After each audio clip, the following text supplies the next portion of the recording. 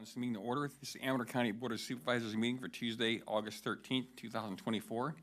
Would you please join us in the Pledge of Allegiance? Pledge allegiance to the flag of the United States of America, to the republic for which it stands, one nation, under God, indivisible, with liberty and justice for all.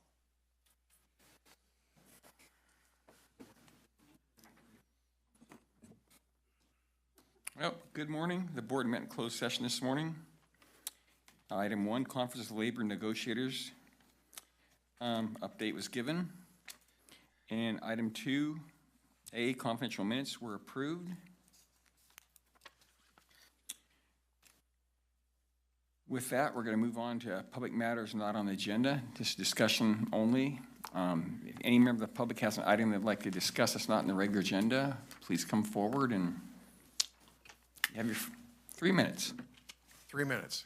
Good morning, Mr. Chairman, members of the board. John Hopkins, General Services Director. I'm here to just briefly, I want to introduce our new county librarian, Alyssa Ramirez. Alyssa, come on up.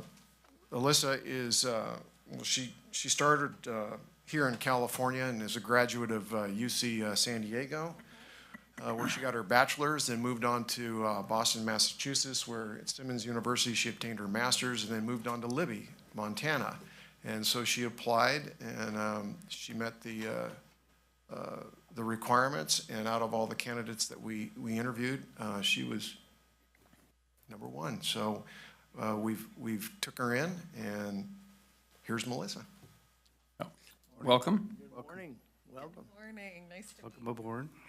So if you have any questions about the library or anything, you know who to see. Wanted to have the public see who our new county librarian is as well. And there's that introduction. No, she just presented herself very well in interviews and seemed to have a good background, and I think would be a good fit, so we hope all works out good for you. Yeah.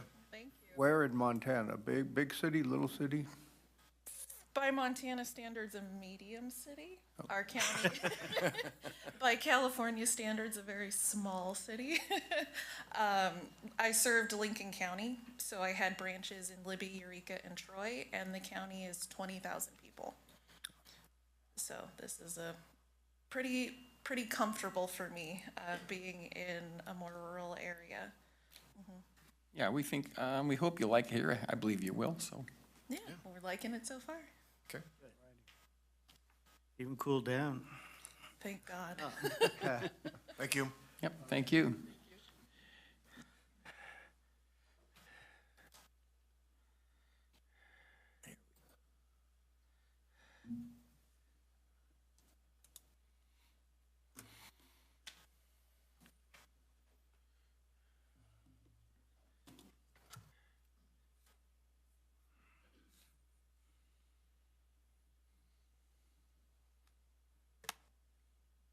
Good morning, members of the board.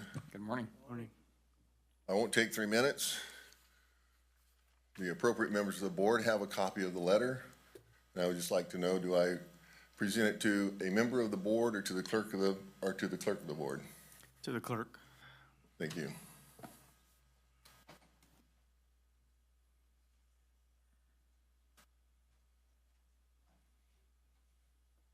Yep. Thank you, Butch. Any other members of the public? No Zoomers? Not at this time.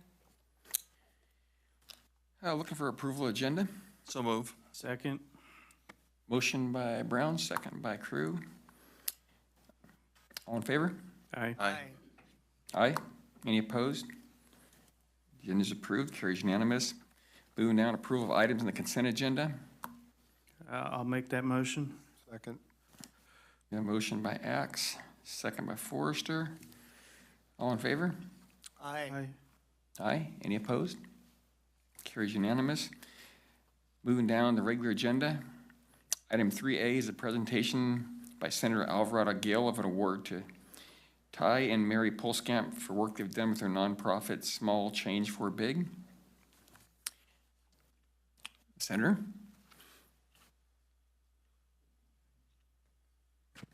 Well, Good blessed morning. Thank you so much for Morning. having me here today for this wonderful honor that we're giving to one of our local nonprofits. The Nonprofit of the Year recognition is an annual celebration in which legislators have the honor of selecting recipients that mean community, that are the staple and foundation of the communities in which we live. And so for Amador County, we received nominations from across the county in our district, which spans 13 counties, 21 cities, and 16 recognized tribal nations. Small Change for Big was designated as a 501c3 nonprofit in 2023. Small Change for Big started in 2017 out of Rosebud's Cafe, which we're all familiar with. This is where staff started collecting small change to help people in need right in their neighborhood. Small Change for Big collects that money in order to feed the hungry. And they also may provide tents, sleeping bags, bus passes, and other urgent, immediate needed supplies. Small Change for Big aims to respond to gaps in services and build our community of neighbors. The organization's work focuses on providing direct services to individuals in need. And I'd now like to invite Ty and Mary Polskamp to the front so I can be honored in being able to present them with this recognition.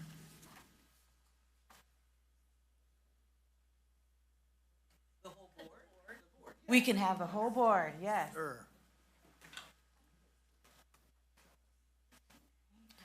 Hi.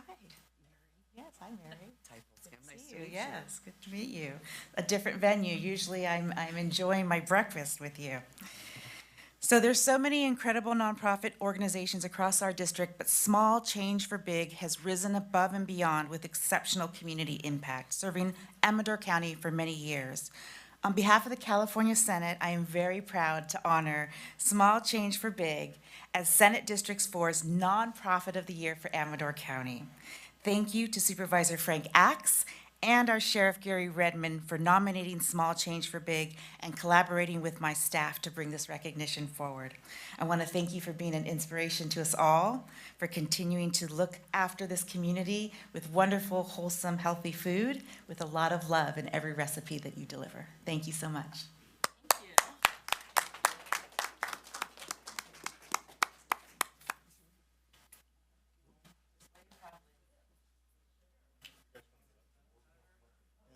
Photo op.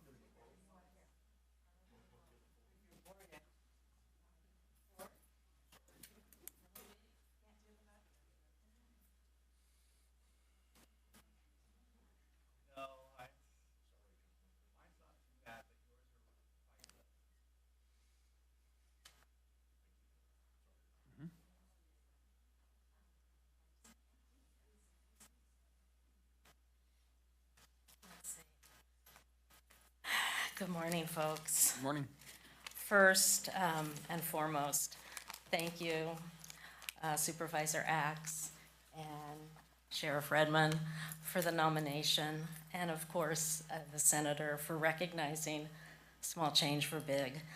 I would also like to say thank you to some wonderful organizations and nonprofits that we've worked with that allow us to do this kind of work. They inspire and motivate us.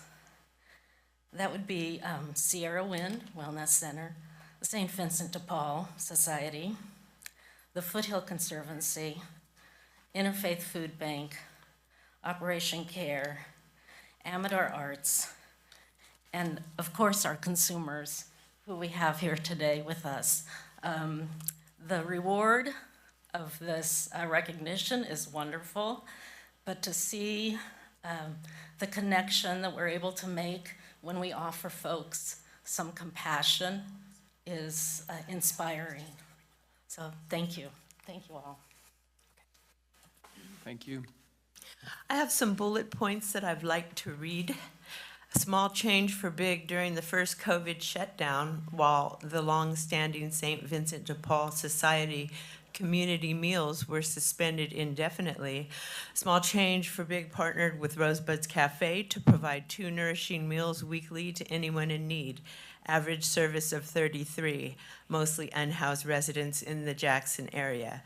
Small Change for Big presented for adoption to the County Board of Supervisors the 2022 resolution recognizing December 1st, the longest night, as Homeless Persons Memorial Day. Small change for big, presented for adoption to the County Board of Supervisors the 2023 resolution recognizing December 21st, the longest night, as Homeless Persons Memorial Day. Small change for big also provides work-safe shoes and uniforms to individuals engaged with and/or returning to employment. Small change for big, coordinated partnership with Sutter Creek Elementary School's Kindness Club to assemble and disperse small change for big piggy banks. Would you like to share something like that, about that? Yeah, so these piggy banks are gifts to you, gentlemen, and to the county staff if you'd like to enjoy this opportunity. My mother, who makes some amazing cookies at Rosebud's Cafe, has offered the perk of if you fill this piggy bank up and return it, you get your choice of one of our a free cookie for you. I'll say right now we're getting cornmeal from McCollum Hill, and those cornmeal cookies are amazing. But this little jar has a little message on it. Yeah, the stickers are on there. And you can, if you'd like, scan that QR code and make a donation directly to Small Change for Big online. But it's a fun way to keep your coins in a little pig. We decorate them. If you might notice, the jar looks familiar if you're an apple juice fan. It's a sustainable loop for us. We sell a lot of apple juice, and so we can turn those into piggy banks and send them home with excited customers and patrons around town, and continue to connect the dots between local small change and local needs. So many of us have gotten familiar with the Coinstar or other similar machines, but a good 12% comes out of that, right out of your pocket and away. So if you want to keep that 12% here in Amador County, putting your change to work with Small Change for Big means that we can come back and share with you the wins that you've helped harness without you having to do the direct service. So that's a lot of fun, and they're cute. They look like little pigs. So we would invite you to put your coins in there and drop them back by at the cafe if you'd like, or you could see us at the Big Day of Giving and event, and we could collect your coins at your piggy bank then. Is there anything else? Yeah, you go ahead, and then I'll close. I have some more bullet points. We also key partner in collaborative work to identify and address gaps in services faced by Amador County's most vulnerable residents. We provide routine visits to unhoused residents during periods of incarceration and critical infirmity. We coordinate with medical providers to fund the purchase of medically necessary supplies as needed. Small Change for Big regularly attends and participates in the monthly Amador County Homeless Task Force meetings. Small Change for Big provided navigation services to an 82-year-old individual living in their vehicle, resulting in needed medical services and safe housing. We attend and participate in county MDT meetings as needed when our consumers overlap. Excuse me. We facilitate navigation and referral support to individuals experiencing homelessness, resulting in expedited medical care, short and long-term housing, family reunification, higher education, and employment.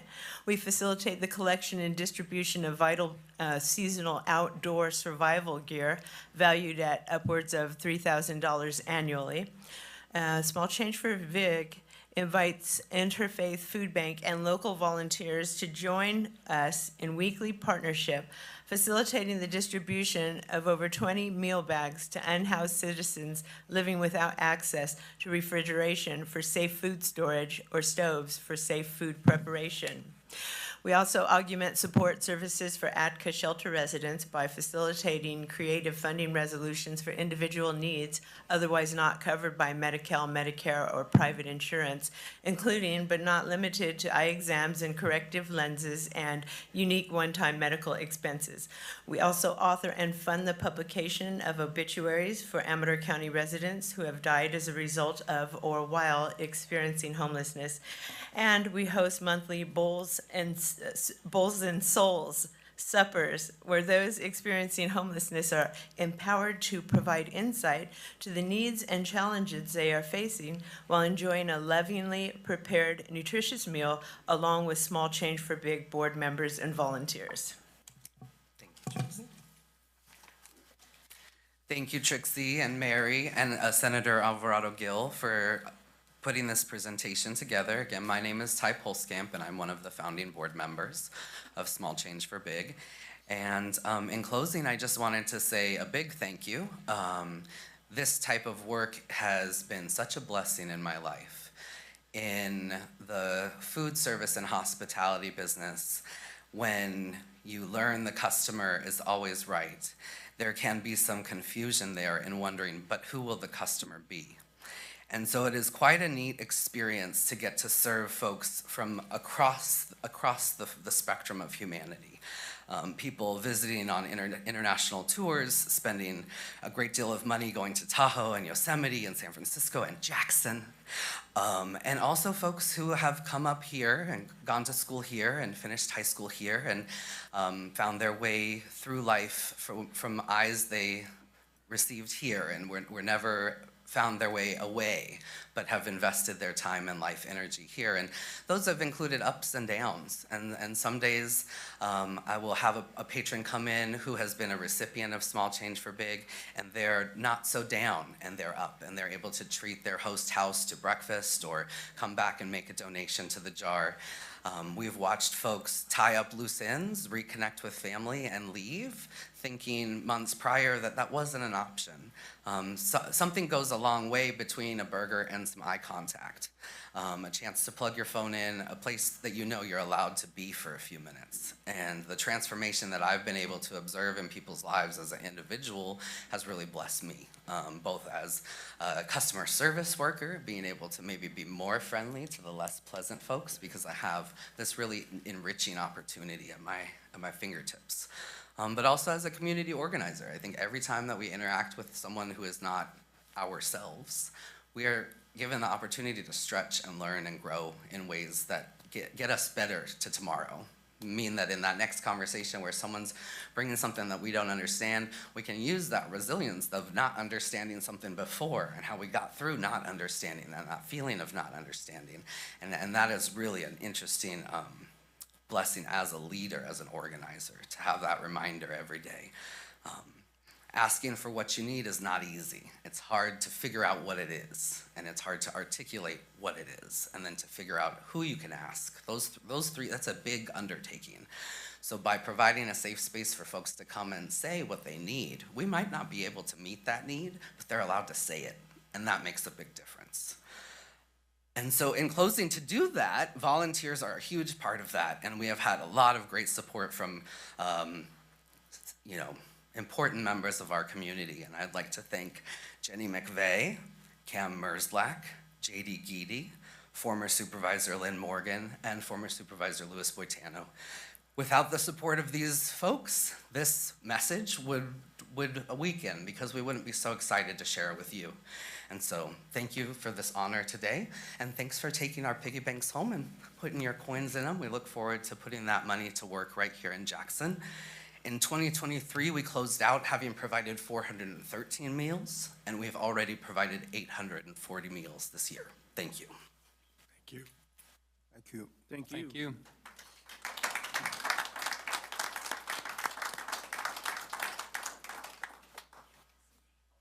Is there anybody else who'd like to comment on this item?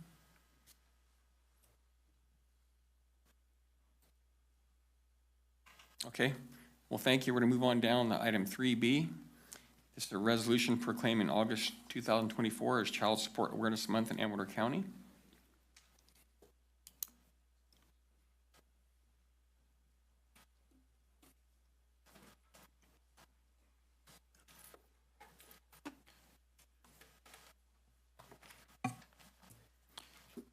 Good morning. Good morning. Morning. My name is Kim Britt, and I am the Deputy Director with Central Sierra Child Support Agency. And with me here is our Executive Director, Julie Prado, who leads the way for our agency to provide financial support for families within the community. We're excited here to be with you today, and we thank you for allowing us the opportunity to share about our program, to help inform the members of the community on the services we provide and how we can assist families. The month of August is recognized nationwide as Child Support Awareness Month. This month is the perfect opportunity for us to highlight who we are, the services our agency provides, and recognize our hardworking staff. Central Sierra Child Support Agency operates under a JPA that provides child support services for families in Amador, Calaveras, Tuolumne, and Alpine counties. Currently, we're serving approximately 4,400 families within the 4 counties, with just over 1,000 families here in Amador County alone. And within our cases, we are currently providing services for nearly 10,000 children. Last year, we increased the amount of child support collected by 3%, totaling over $11.2 million, providing more money into the homes of families. Around $3 million of that stayed right here in the community of Amador. While we assist around 1,000 families, we know that there are many more families out there that are unaware of our services. Some of them are under the impression that we only assist some families, such as those who may be receiving public assistance, which is incorrect. Our services are available to everyone. We have offices in all 4 counties, with our main offices in Sonora and Jackson. We have a small staff of 28 employees that staff all 4 of our offices, as well as attend court and various outreach events throughout the counties. Not long ago, we had nearly double the amount of staff over the last several years and we have become more efficient and effective in the delivery of our services, while continuing to enhance customer service to meet the needs of the community in today's changing world. Central Sierra Child Support Agency receives 1/3 of its funding from the state and 2/3 from the federal government. We do not ask for any general funds from the counties. We have had the pleasure of hiring and onboarding many new staff over the last year.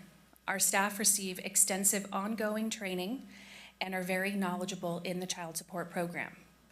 Not only do they collect and distribute over $11 million in child support, but they also assist families in going to court, obtaining child support orders, filing various court documents, and making sure that medical support is available for children, as well as establishing paternity and parentage without any cost to the families. Something that many may not know is that our services are available to everyone: mothers, fathers, grandparents, or other caretakers who are needing child support services. Anyone can open a child support case by quickly and easily completing a request for services online by visiting our website at www.cscsa.org. You can also walk into any of our offices and request our services, or give us a call at 1-866-901-3212 and speak to a knowledgeable child support specialist who can help you with your questions. We're continuously looking for ways to educate the public on the services and benefits to the children for legally establishing paternity or parentage and assisting them through that process. You will find us out at different community events, sharing what we do and educating the community on the services available to them. In fact, we will be out at the tattoo removal clinic today with the Amador probation from 10 a.m. to 4 p.m. right down the street at the probation office, along with other valuable community resources. We are here today asking that you proclaim August as Child Support Awareness Month, allowing the conversation and education about our program and the assistance provided to families to continue. I would like to thank Supervisor Brown and Supervisor Axe, who are both currently sitting on our board. We're very appreciative of your leadership and your support as we continue to serve families. We thank all of our board members for being a part of our mission to support family self-sufficiency and for helping us spread awareness of the child support program.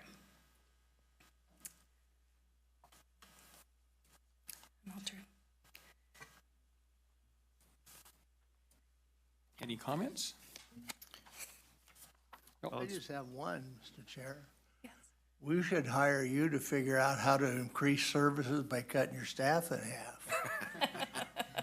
We've got a job for you. It's definitely been an adventure, and we're not done yet. Right, always looking for ways that we can improve.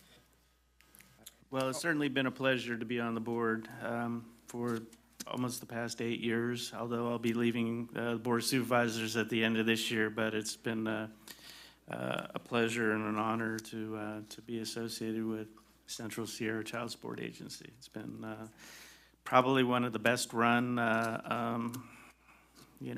organizations or agencies in the Mother Lode region, so really pleased. Thank you, we appreciate you. I agree. You guys have done a wonderful job herding the cats, as we will say, keeping everything going. I truly appreciate it. Thank you, we appreciate So you much as well. for your support. That's pretty high compliment, so must be doing a good job, ladies.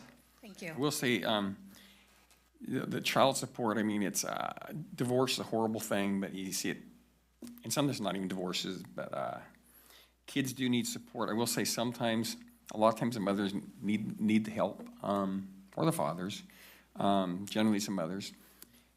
But sometimes you see situations like, gosh, okay, one of them is struggling to make their child support payments, and the other one's going out and buying jewelry, but that's something you can't control.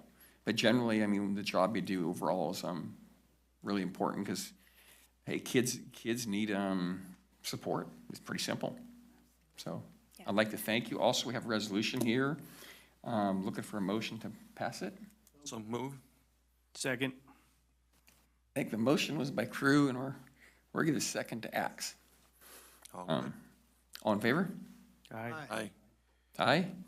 Any opposed? That carries unanimous. We'll go ahead and read it, and then I'll come down and present it to you ladies. We have here an Amador County Board of Supervisors resolution proclaiming August 2024 as a Child Support Awareness Month in Amador County. Whereas the vision of the Central Sierra Child Support Agency is partnering with families to create self-sufficiency, and whereas the professional staff of the Central Sierra Child Support Agency work diligently to fulfill this vision by partnering with families involved in more than 4,400 cases and collecting nearly $11 million in support last federal fiscal year. And whereas the Central Sierra Child Support Agency declares its commitment to having a meaningful impact on the families it serves.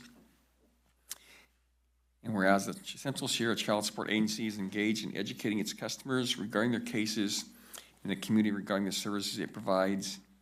And whereas the Central Sierra Child Support Agency affirms the important role it plays in partnering with parents to support the well-being of children. And whereas the Central Sierra Child Support Agency encourages parents to be accountable for the children, providing them many opportunities to succeed. And whereas Child Support Awareness Month recognizes and acknowledges parents who work diligently to support their children to provide both emotional and financial stability. And whereas the Central Sierra Child Support Agency thanks its partners, agencies, and recognizes its child support professionals who strive to continuously improve their customer service and make a difference in the lives of the children in our community.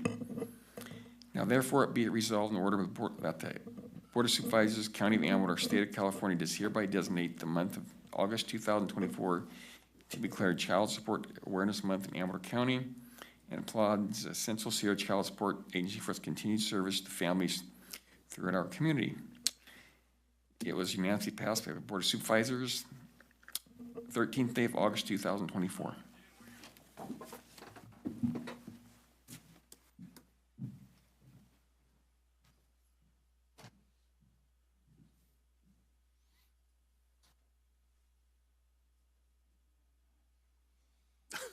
No elbowing in the background there.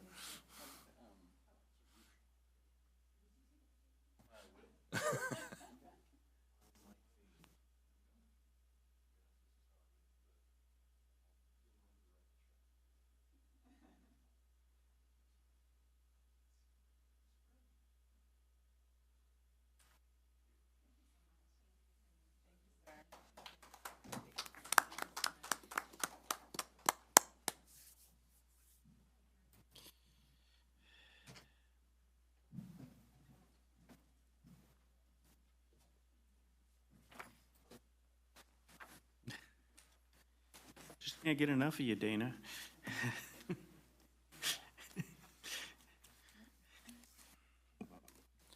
Okay. Moving on. Item 3C, this is UC Cooperative Extension. This is evaluating virtual fencing in Amador County to improve range management statewide.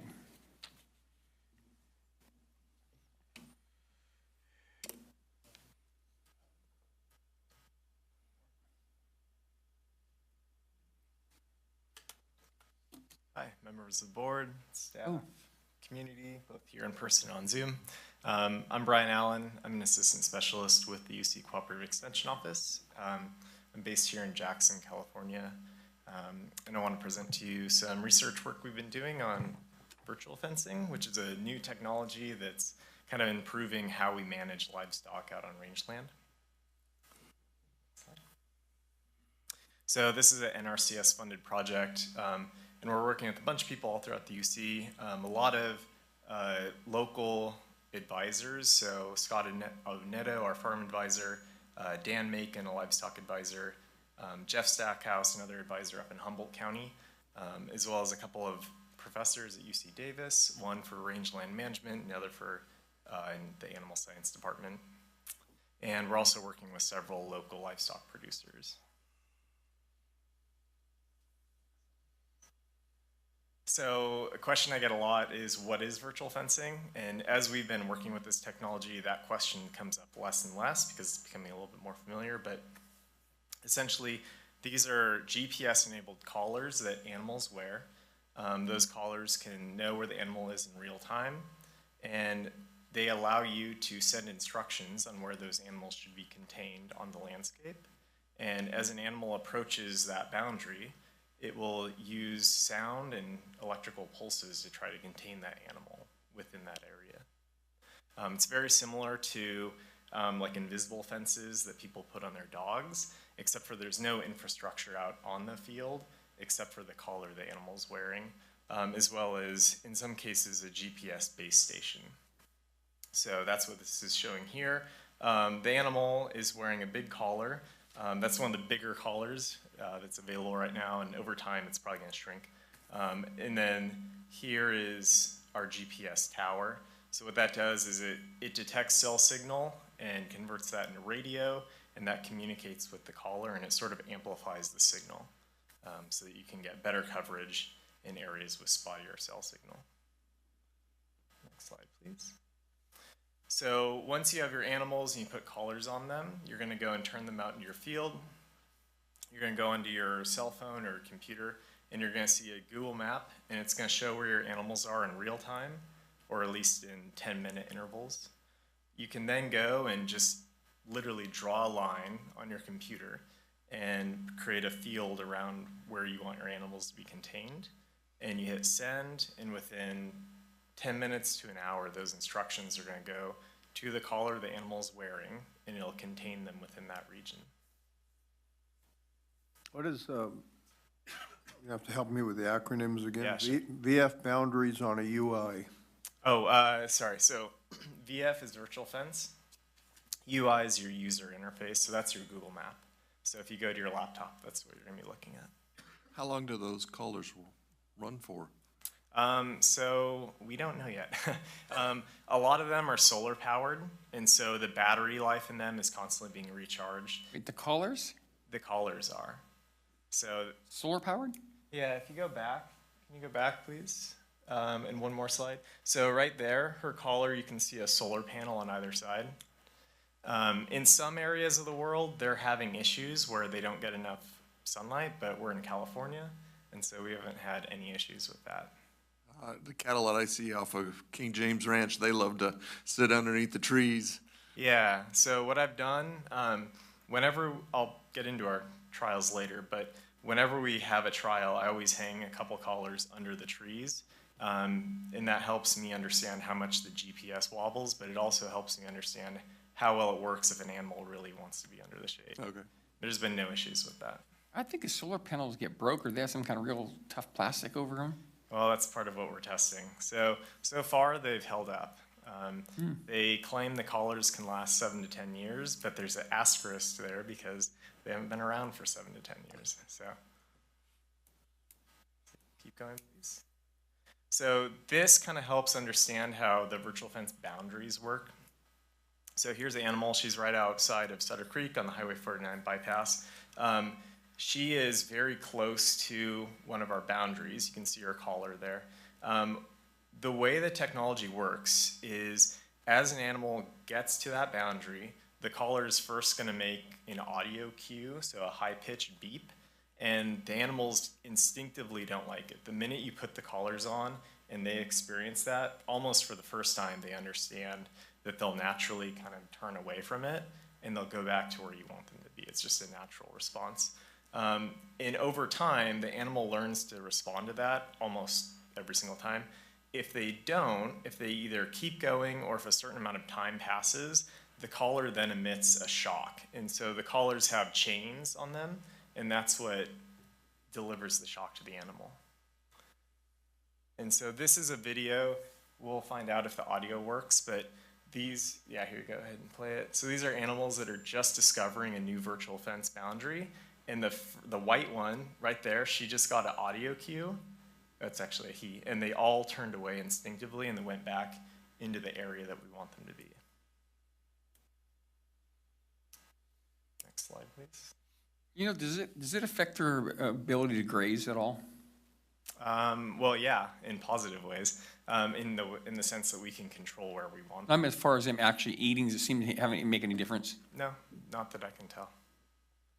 If they're just a little bit larger, I wonder, just 'cause, you know, they're always moving, and the collars are. The collars are moving? Yeah. No, I mean, as far as animals are always, when they're grazing, they're always moving and just banging on them. I didn't know if that. Oh, yeah. So this company in particular, their collars are really big. Other ones are more the size of a standard cowbell. Mm-hmm. Do the cows, they learn where the new boundaries are and adapt? Yeah. And remember, or do they just like repeat the same thing every day? I'll show you a video in just a second about that. But these animals were ones that we just turned out, and that video was taken as they were figuring out where that boundary was, and they walked right up to it. The collar told them where it was, and they responded. And so, yeah, you can go ahead to the next slide, please. So these are 3 different maps of the same area. The white boundary is a barbed wire fence, and you can see that orange line going across at like the bottom quarter. That's going to be our virtual fence boundary. And so these represent 2 groups of cows. So we had steers that we trained first, and then heifers. And then the one on the far right are just collars that we hang in the field to see how accurate that GPS is. So you can see it definitely wobbles over time, but most of the time, 90% of those little pings are going to be within about 20 feet of where they actually are hanging. Looks like the heifers behaved better than the steers. So they did, but when we looked at the data, they actually got more shocks. Who got more shocks? The heifers did. But you can see, so the steers on day 1 and day 2, they left the boundary and they hung out for a little bit, and then they went back in. And then the heifers, none of these animals had any experience with the technology before this, and from day 1, they figured out that boundary meant to stay where they were supposed to be. How long did the steers go outside the boundary for? Maybe 4 or 5 hours. Would they keep getting shocked, or is it only just a certain area, certain distance? So the collars are programmed to time out. If the animal keeps going, it knows it's not going to do any job containing them, and so it just shuts off in order to maintain animal welfare. The cool thing is as they leave and that collar turns off, the virtual fence is what they call a one-way gate. So it'll try to contain them as they leave, but if they're out of bounds, they'll have no penalty if they come back to rejoin the herd. Next slide, please. So this is going to be a video. What's really cool is the animals don't seem to remember where that virtual fence line is once you turn it off. So it kind of gives you flexibility. You can recreate lines as you want. This video, right where they're walking now, is where a boundary was 30 minutes before this. And you can see they have no hesitation towards following the side-by-side. But they're also probably enticed by hay or something. And this seems to be the case whenever we've worked with animals. Just as soon as you drop that line, they have no concept that there was something there before. So is the line, is it like some kind of a wire or? No. So there's nothing out on the landscape. So how do you broadcast like a straight line? So you go on your computer and you draw a box wherever you want them to be. And the collar knows the animal's GPS location. Okay, right. Okay. So it's all What happens if your satellites go out or something? I know that could be a concern this year, especially. That hasn't happened. What the limitation is right now is if you need that tower is a weak point, and that if anything goes wrong with that, you lose the ability to send instructions and to know where your animals are. And so a lot of people, I've heard independently the analogy of this technology is in the bag phone stage. So if you remember old original cell phones, they weren't very reliable. As this moves into the iPhone stage, I think they're going to get away from that base station because that is sort of a linchpin or the weak link, and every single caller is going to be its own unit. It's probably going to be satellite based, but at the moment it's all cell based. So, next slide, please.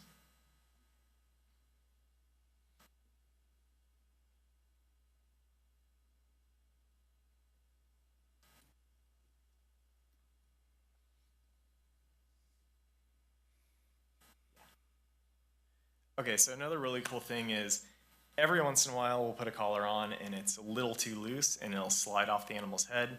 With this, you can go on your phone and you'll see exactly where that collar is and go out into the field and pick it up and you'll get it back. So you don't lose any money, you just learn lessons on how to put the collar on better next time. So this has happened maybe 2 times since we've been playing with this, and it's always nice to get them back. A few things about animal welfare. So the first study that's listed up here, it talks about how in order for this technology to work, an animal has to know that it can control stress in its environment. And so in this case, an animal has to know that if it's getting an audio beep or a shock, it can turn away and it'll take that stress away. Any animal that can't figure that out would not be a good fit for this technology. So far we haven't seen that, but there's always one crazy cow, and I'm sure we'll come across it. The other 2 studies, it's okay, you can stay here. The other 2 studies just look at animal cortisol levels in relation to electrical fences and physical barbed wire fences, and that as you initially start the training period, which lasts anywhere from 4 days to a week, their cortisol levels go up because they're getting shocked and they're understanding what that means. But over time, that goes down to normal baseline levels. Next slide, please. So what this is showing is these are about 40 animals that we've been using in the trial, and it's about a 1-month period. And it's showing the percentage of time the animal is getting an audio cue versus an electrical shock. And so in this initial period of training, you'll see about 70 to 75% of the time the audio cue is enough, but about a quarter of the time they're getting shocked, and that's what's containing them. As time goes on, that shock goes down to about 2 to 5% of the time. And most of the time they're going to hear a beep, they're going to know what that means, and they're going to go back to where you want them to. There's a few resources that are being developed now for ranchers who are interested in this technology. Next, please. First, I guess the first thing is these are all the companies that are available right now. Vents has been the one, it's made in America and it's been the most distributed so far, but other ones like Gallagher and No Fence are really entering the US a lot as of this year, and other ones like Halter and Corral are being kind of developed and also entering the United States. So it's an area where I think there's going to be a lot of competition between those companies, and then it's going to be a lot of incentive for them to really refine the product. This goes into a little bit of information. So here it's going to show the collar cost. So most of these companies, you're buying the collar outright, and so it's usually $250 to $300 per collar. Some have a leasing structure where you're going to pay a lower fee, but you're going to be paying that every year. They almost all have some sort of small subscription fee in order to see the data on your computer for each collar. Currently, they all use cell reception, and most of them use solar panels to keep recharging the batteries. So if there's no cell reception, you can't use them? Not necessarily. If you can go into areas where it's very spotty, and usually the collars are going to perform. If there's, yeah, you're right. If there's no cell reception at all, currently it's not going to be a very it's not going to be effective. Unless you load the instructions on the collars before you take the animals to that area. The collars do continue to work if they lose cell reception. So if you're up in a steep canyon somewhere and it goes into a shadow, it will remember the instructions that you sent to it, and the collar itself will still contain the animal. And you just won't be able to turn that fence off until she comes back into the reception. Okay, so if you pre-program something before you go in the area with no reception, it would work whatever you program? Yes, yep. The other big fee right now is that the GPS tower that I showed you, it's anywhere between $10,000 to $5,000 if it's needed, which is a big cost, and over time we're hoping that it just goes away entirely. How much of a shock is it? Is it similar to like a hot shot that they would get? It's enough to knock you on your butt, yeah. So You don't, if you're running this, you don't want to be carrying one of those and forget about the virtual fence then, right? right.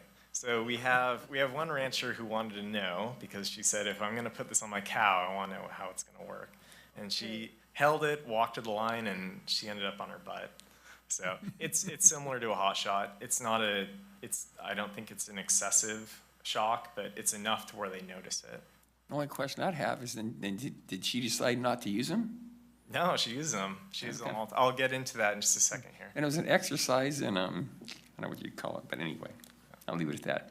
So this gives an idea of what it would cost for year one if you were to buy the system. It's a little cut off, but yeah, it is. I can't quite see the numbers on the left. So in general, it's probably going to cost you $20,000 to $30,000 if you have about 50 to 70 animals.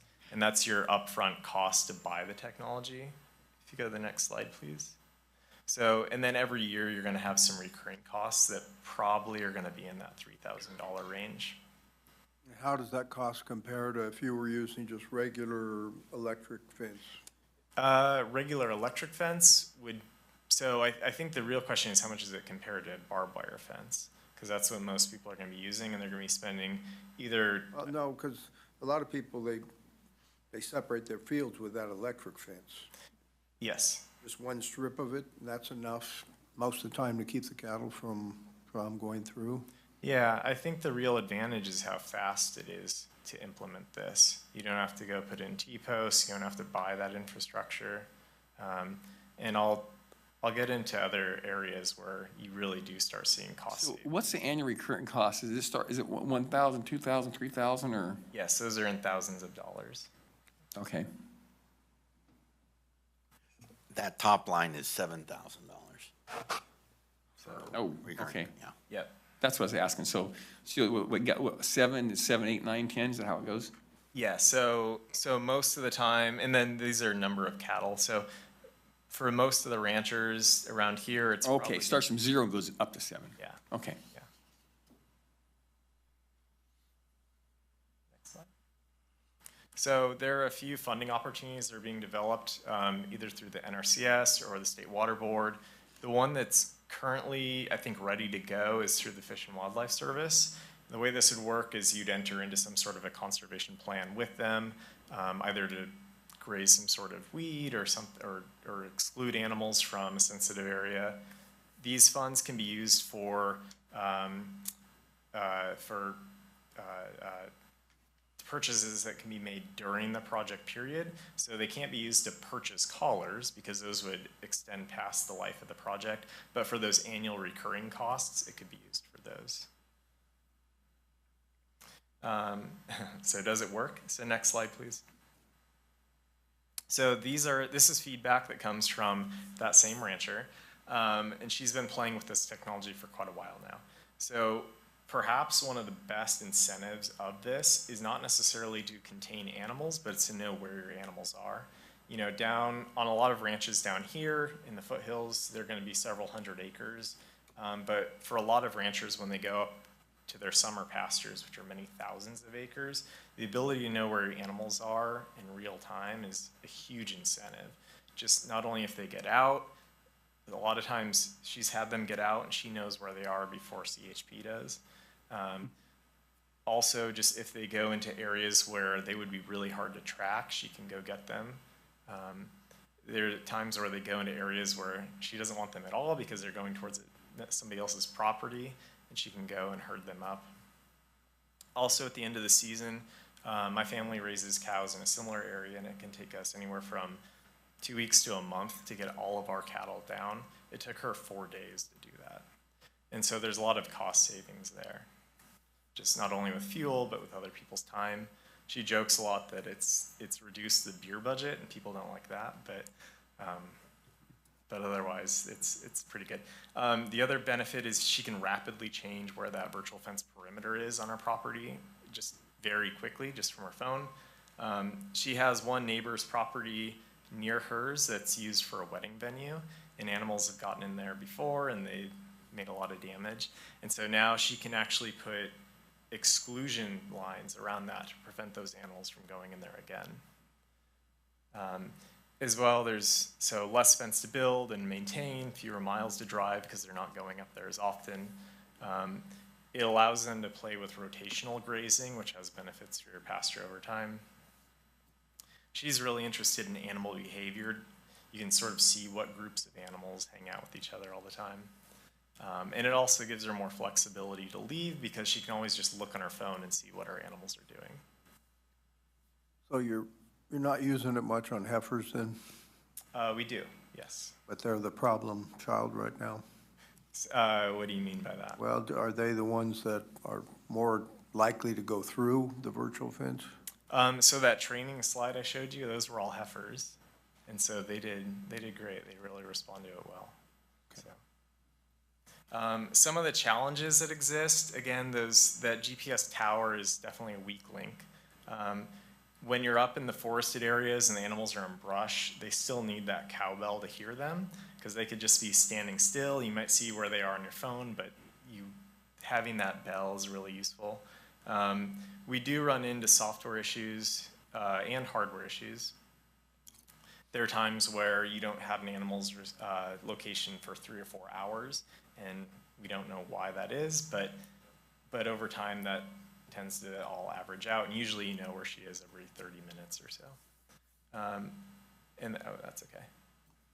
So, the other is, we haven't had it happen yet, but if we are relying on a tower out in the forest somewhere, there's always the issue that it could be vandalized. There's a solar panel on it that could be stolen. So we're crossing our fingers that doesn't happen. And then as Supervisor Oneto said, there are areas with poor cell reception, and this technology, it can still work in those areas, but it's just not as effective. Next slide, please. So now I want to just highlight some of the trials that we've done to sort of see how this can be used in our area for different types of management purposes. This is how we got started. So this is a huge 7,000 acre grazing allotment. It's actually on the El Dorado National Forest. Our rancher goes there every single summer, and you can see a black line going through the middle of it. That's the Caldor Fire burn scar. So during the Caldor Fire, she lost about 7 miles of fences, and she didn't really have a plan to go back up there because she had no way to contain the animals. But she learned about this technology. She was able to buy it. In this case, the Forest Service was very receptive, and they helped split the cost for it. And it let her go back up there the very next year. And so there's a lot of dots. Those are all the GPS locations throughout that grazing period. Ideally, they wanted to keep them south of that Caldor Fire burn scar, but they really were trying to contain them within the normal range. The thing I'll say is, when they bid this job to rebuild that fence line, it came back as $350,000. And the contractor is like, if you actually want to build this on the National Forest, don't call me, call somebody else to do this job. So here she was able to spend about $30,000 and buy the technology. And it contained the animals about 90% of the time. So next slide. So this is going to be their locations throughout the grazing period, and this is just one of the features you can get from the system. So you can hit play on that, please. So here you can see the whole herd as they go through about a 2-month grazing period. And you can see this per animal. It's really interesting. If you go in, you can watch where they're going day to day, especially if they get out, you can get a really good sense of where they are and where to go find them. Next slide, please.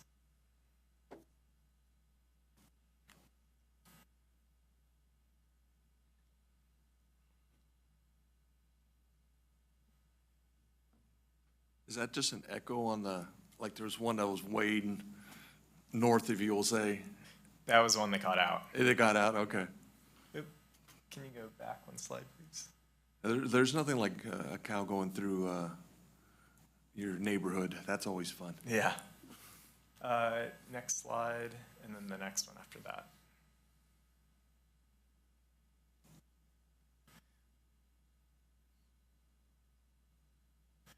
I know it's hard when it's playing. So next. Yeah. There we go. Sorry.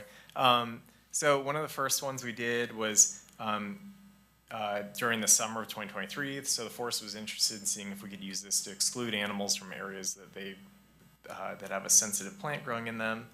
So next slide. So it's kind of hard to see, but we made a red line around that area, and there's a bunch of blue dots on there showing the animals' locations, and most of them go up to that line, but they don't cross it. Next, please.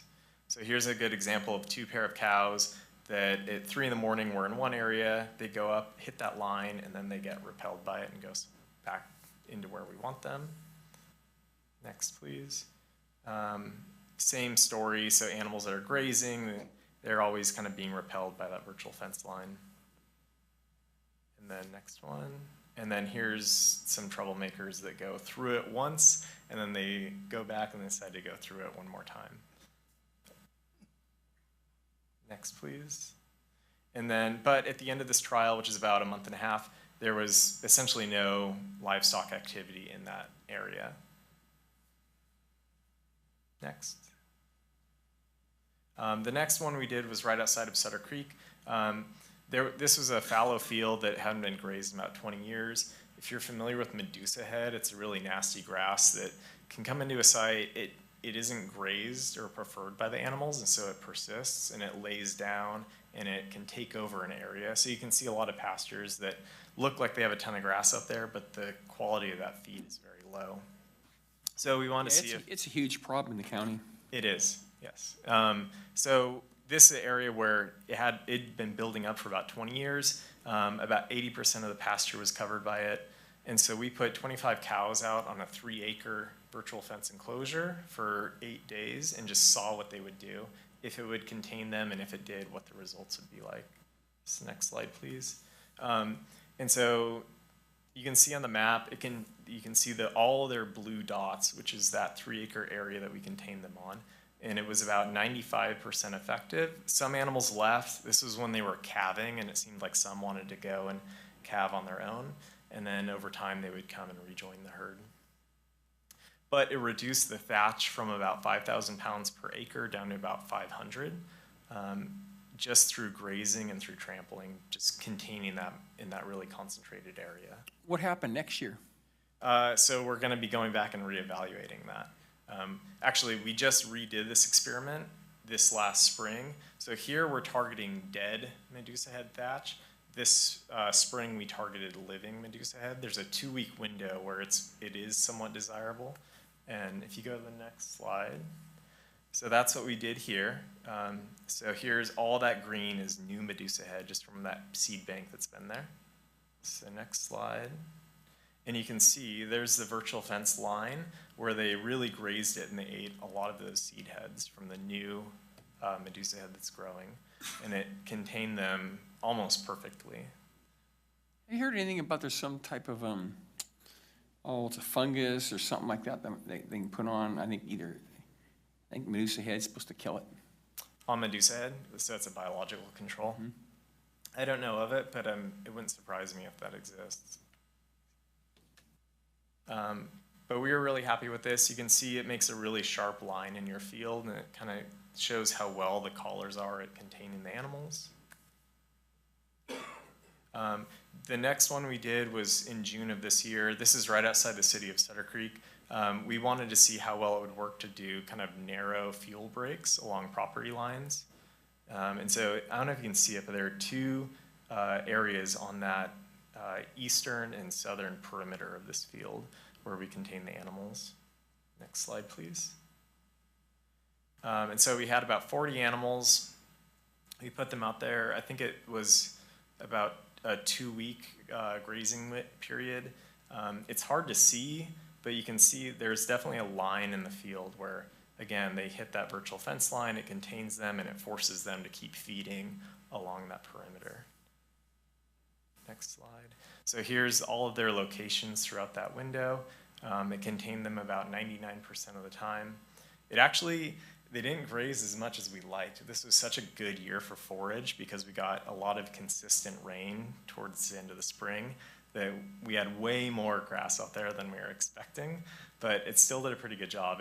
Originally we had about 4,000 pounds per acre and it dropped it down to 1,500. We wanted to go lower, but these animals were pregnant and we needed to move them upslope to get to better forage and lower temperatures, and also to start our next trial. And so that's using this on Sierra Pacific Industries timberland. There's a brush out there known as deer brush, which is related to alfalfa. It grows really vigorously, especially after burns, but it grows on their timberland, and it's really nutritious for the cows, but it's not very desirable for growing timber. And so, next slide. So this is an area that they're currently grazing in right now. The white boundary is the barbed wire fence, and the orange boundary is the virtual fence boundary. And so we're containing them within that. If you click the next slide, you'll see, so here's their locations over this last week. So you can see it's containing them where we want them. The only trouble we've had is there are other cows that just have cowbells, and so they have no concept of that virtual fence line. And we've had some that come in and then they leave, and as they leave, they might draw a couple of our other cows with them. But other than that, it's worked really well. And then these are just a few of the future projects that we have going on. So our animal behavioral biologist is looking at the collar data in relation to animals and how they interact with those virtual fences. So do some that are more curious interact with it more? Is it kind of uniform throughout the herd? Do you keep seeing the same animal leaving? And we're also interested in if we see any differences with the age of the animal and their ability to learn how to use the technology, and as well as respecting those virtual fence lines. What about the breed of the animal?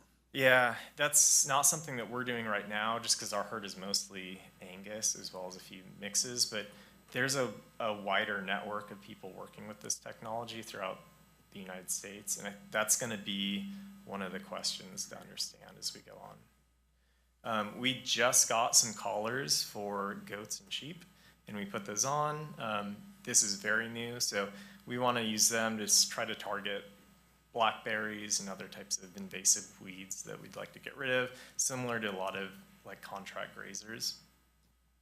So we'll be evaluating how well that works. Another experiment we have going on right now is trying to see if we can use these to protect plantations of native oak trees out on pasture lands. Cows kind of inadvertently tend to graze on young oak seedlings as they're coming up.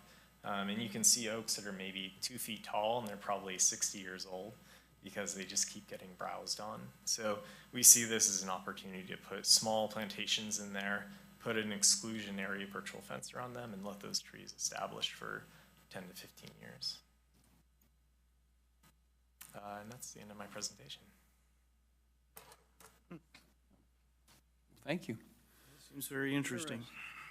Thank you very much. Kind of had my questions as you went along, really. So, but yeah, I mean, it's something maybe in the future it might get even more reasonably priced and maybe might be used more. Yep, that's the hope. Well, thank you. Thank you. Hi, Dominic Marino, Sutter Creek Fire. I wanted to just add on to this. I've talked to Brian over the last couple of years about this technology being used for fuel, not just for grazing and stuff, but fuel management, putting in fuel breaks around cities and areas and stuff like that. And I think this is something we really ought to explore as a county, where we can maybe do programs, maybe locally programs where we can help with maybe subscription services or things like that with these. If we can target areas, specific areas, where we can eat down a problem area. So example is we spend hundreds of thousands, millions of dollars on these fuel breaks, and then once they're done, they're left. This is a technology, once a fuel break's put in, where they actually do all the hard work, where we can basically maybe put virtual fences and start running cattle and goats in some of those areas at a reduced cost to maintain them. So that's just something, I think it's something else we can add into this, is just for the fuel management, fuel reduction. You just brought up a question, I mean, I don't remember him stating it, but does it work on goats? Yeah. Okay, it does, that was the answer. So there, again, this is something I think we sort of look at talking about. I've talked to Brian about doing actual double fencing where they do it on their property there in Sutter Creek, where they put a fence and about 100 feet in, and they put another fence in, and they force cattle in those areas. Obviously, you have to put the infrastructure in, and then if you want to move it, you have to pull it up and move it. But with this technology, you can literally do that everywhere. You can go and say, I'm going to create a virtual fence here and create a 100-foot fire break right down alongside a road or something like that. So I think this is a great program. I think that we really ought to embrace and try to come up with future ways to help support ranchers and landowners in the county. One thing I look at too, Dominic, is I look at Caltrans's right away along these highways, and it's kind of like, ooh, boy. It's a mess. It's a mess, yes. I agree. Thank you. Thank you. Any other members of the public? No. Well, thank you, Brian. Mr. Chairman, Dominic's comment reminded me that we forgot to do the addendum, the consent. Oh. For some reason, I don't think I got that. For AFPA, yeah, it didn't. Did the rest of the board get it? I got it. I thought it was a regular agenda item, so was it on consent? It was on consent, yeah. Okay, can we, approval of the AFPA. can we put that on consent? We need to revisit. Yeah. Or just approve it outright? We can just approve it outright. Yeah. Okay. Okay, we have an AFPA addendum. We'll just put that on regular agenda. Chairman, do you want a copy of the addendum? It's, I'll say, approval of Major M distribution for fiscal year 2024, 2025. It was a consent agenda addendum. We'll just put it on our regular agenda. And how about we put it item 3CA, and we'll go ahead and approve it right now. Okay. Looking for a motion? So moved. Second? We have a motion, a second. All in favor? Aye. Aye? Oh, excuse me. All in favor? Aye. Aye? Aye. Any opposed? Carries unanimous. Thank you, Frank. Yep. I don't need it now. Real quick, could I ask that the board send a copy of that to the auditors? Appreciate it. Thank you. Yeah, we will. Thanks, Chief. Continuing on, item 3D, this is Proposition 36, discussion and possible action relative to the chairman's signature on a letter of support for Proposition 36, the Homeless Drug Addiction and Theft Reduction Act. I put this on, and we've already heard from our DA about this previously, but this was addressed by the CSAC Administration and Justice Committee on July 31st, and the committee, although staff made a recommendation for the committee to take a no position, the committee voted better than 2-1 to support this. Now it will go on to the CSAC Executive Committee. My guess is they will tend to take a no position and make that recommendation to the CSAC Board of Directors, which meet at close to the end of this month. I think it's important. I can see why CSAC wants to do this. Part of it is their policy is to not take a position on any legislation or any proposition that makes new crimes to be enforced, but the committee felt strongly that we should support this. It amends aspects of Prop 47 to allow felony charges for possessing certain drugs and for thefts under $950, which are both currently chargeable only as misdemeanors, with 2 prior drug or 2 prior theft convictions as applicable. It allows defendants who plead guilty to felony drug possession and complete treatment to have charges dismissed, and increases sentences for other specified drug and theft crimes, among other changes. So this is in response to what has happened because of Prop 47 with the influx of people just walking into stores or breaking into stores and stealing a lot of merchandise. So I would recommend that we follow the committee's advice and take a position strongly in favor of Prop 36. You know, Richard, did I hear you correctly? Did you say that CSAC normally doesn't take positions on legislation that creates new crime, creates new penalties for crimes? Really? They kind of leave that up to the legislature, I guess. But Well, this sounds like is- they're being chickens, but. I'll Well, leave it this at that. just shows, though, counties feel differently, and I would expect CSAC to take a no position on this at the end of the month. That's why I think it's up to individual counties to take a position, and part of CSAC's thing is you never want to make the governor angry. Well, I'm not going to say anything negative about our governor. He's got his good points and his bad points, but I don't mind making our governor angry on this one. You know, I think some of those groups do that. I think they're kind of wrong. I mean, if they don't want to make the governor angry, then why even exist? I mean, they're there to. Well, and part of it is all about the threat, and you've heard the threat he's made recently when he asked counties, when he told counties to clean up their homeless encampments, and he's making a big splash about that now. And some counties, specifically the most notable, LA County, said, no, we're not going to do that. And he's threatening to punish them by pulling funding back. Well, he can threaten us all he wants on things, but I think it's the right thing to do to take a position in support of Prop 36. Yeah, I know it's pretty obvious something needs to be done. I mean, the state's out of control with the whole thievery issue and related. And if you read through the packet, it gives the opposing viewpoints to the district attorney's office out of Yolo County is taking the opposite stance on this, but overall, the State District Attorneys Association is strongly in favor of this, and the DA from Sacramento County is very much in favor of it. Any members of the public like to comment on this issue? Board members? Then I would move that our board take a position and have our chair sign a letter of support for Proposition 36. Second. Motion by write the letter? Forster, second by Axe. All in favor? Aye. Aye. You gonna write the letter? Any opposed? Yeah. Yeah, and you write the letter, Richard?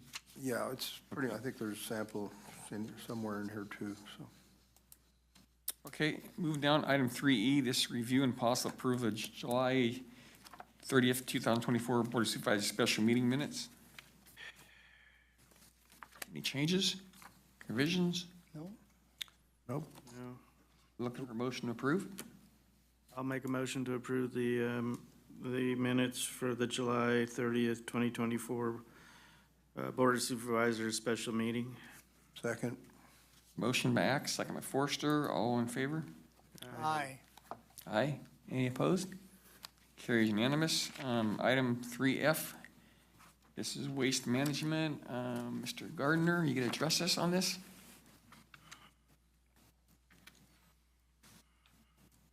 Good morning, Jeff Gardner, Director of Good morning. Solid Waste. I think I need some of those collars for my heavy equipment operators out there. This is finally our financing agreement.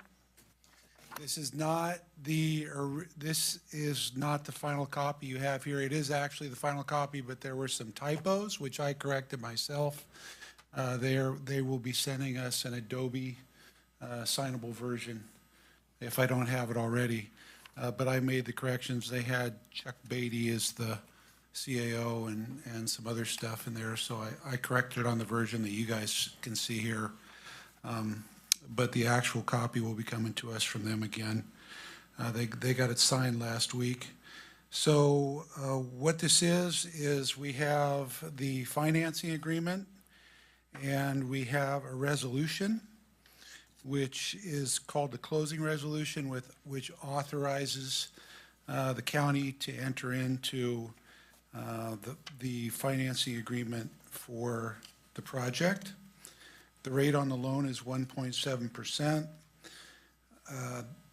It looks like that's a fixed rate, because I saw some language and they're talking about variable, but it appears to me it is a fixed rate, 1.7. No, we're locked in at 1.7. I like that.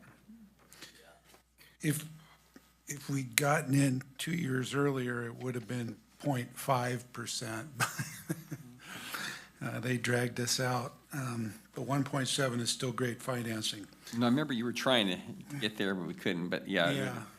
Well, that would have been a big difference. I mean, probably $600,000-$700,000 difference. Yeah, at least. We're still about half of what the USDA rate is, so we're still saving a bunch of money by going this route. There's an example, basically an example amortization schedule in the back based on the full $4.5 million that's been authorized by the board. I was in a construction meeting this morning. The construction cost on the waste unit is going to be significantly less. I just got the billing for cleaning out the pond. It was about 20% under budget, and so we are going to. It's not going to come anywhere near the $4.5 million. I don't think it's going to go over $4 million actually, but they got a lot of math to do. We have had a couple of change orders that they still haven't figured out, and basically the way they do it is they bid the certain quantities at a certain price. They're moving dirt. They're just billing us at their moving dirt price currently, and they will go back and we'll recalculate everything, and they anticipate that they would like to come back and negotiate a little bit better price per yard based on the amount of equipment they've got out there and how much actual earth we removed from the equation. Well, I could see that, because if you bring a lot of equipment in to mobilize and then you don't move as much dirt. Yeah, I think we removed over 50% of what we had anticipated, so. So there should be some good savings there. But just in case, we want to do the resolution authorizing at least up to what the board approved. And anything up to that amount is eligible to be financed. That's all this resolution says. And there's an opinion letter from Greg in there that I updated in the back that was a statutory requirement by the board. And there's the financing agreement, and that's about it.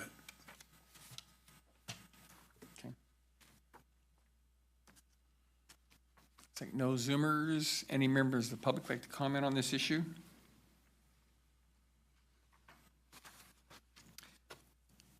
People seem to be kind of confused over what's going on out there. I listen on Facebook, and everybody wants to know what's going on. Nobody can figure it out. Is there any way to get a message out besides the county website?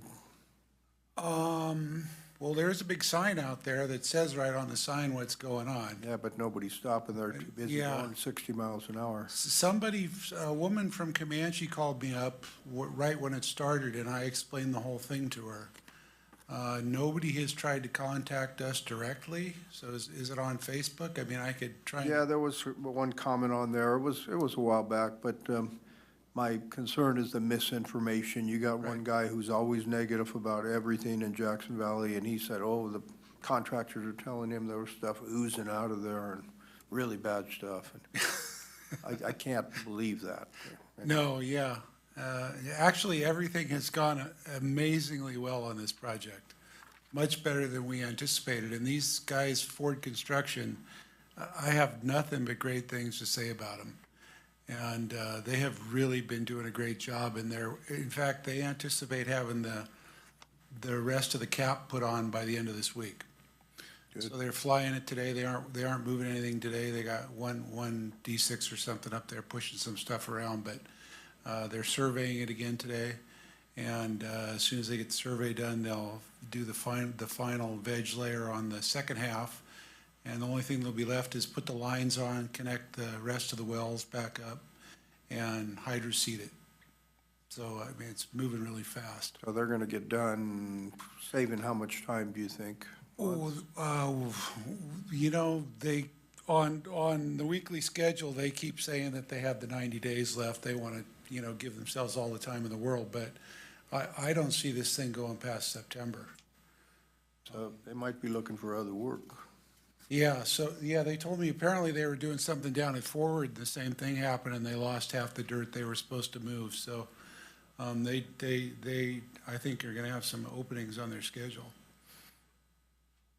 What'd you say before, there was a 3-foot layer of clay down there, or ash? 3-foot layer of ash from the cogen plant, which was the authorized foundation layer from the board previously when they did the original cap on that thing.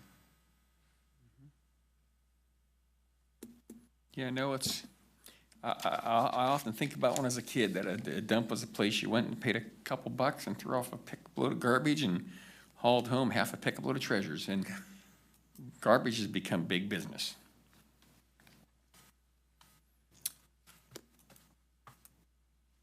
Anyway, I'm looking for a motion to approve the resolution authorizing the CAO or his designee to sign the installment sale agreement.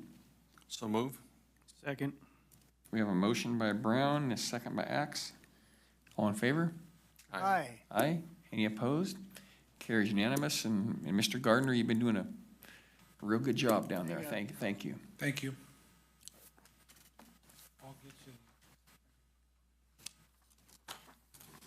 Okay, moving on. We have public hearings at 10:30. Well, hey, we're just about there. So we'll take about a 5-minute break, come back at 10:30 when there are public hearings.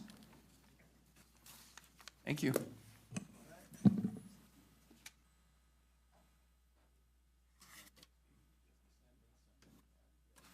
Who did?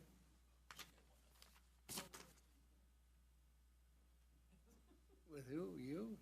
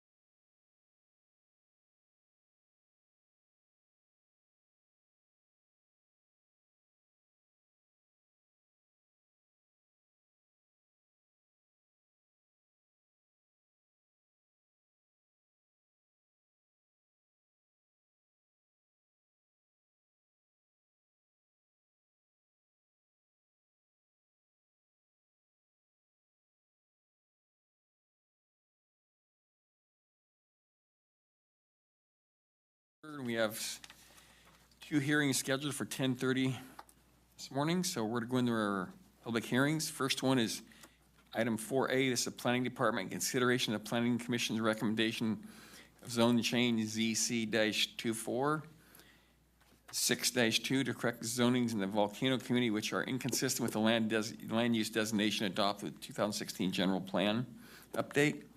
The change affects 11 parcel rezone from the medium M manufacturing zoning district to the R1A residential single-family agricultural zoning district, and 1 parcel rezone from M manufacturing zoning district to the MR mineral resource zoning district.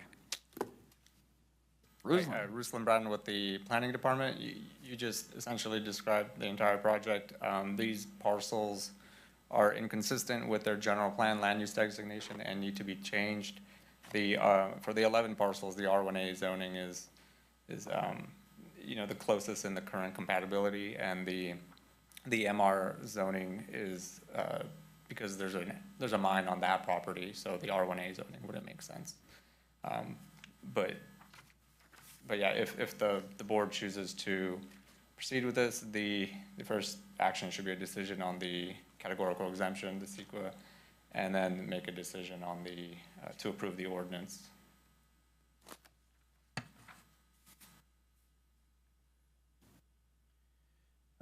Ruslan, didn't we hear this particular topic like a month or 2 ago? Or was it There was different? a separate piece of property kind of right in the midst of That all was this. on Charleston, kind of heading up the hill. That was the Ketron rezone project. He just initiated. But that's not this? No, this. Okay. Yeah. All right. But this is similar to that because it was like rezoning manufacturing to R1A. That was, it was manufacturing to residential estates, but yeah. Okay, that was it. Okay. Rosa, when we were going through the general plan advisory committee and had testimony and experts come about land use designations, they said to be careful of downzoning. And this would be a downzoning, right? It's more lateral, I think. The X zoning is incompatible with many general plan land use designations, so it needs to be. That was what we discussed. It's more of a cleanup than a downzone. Okay. Question on this, can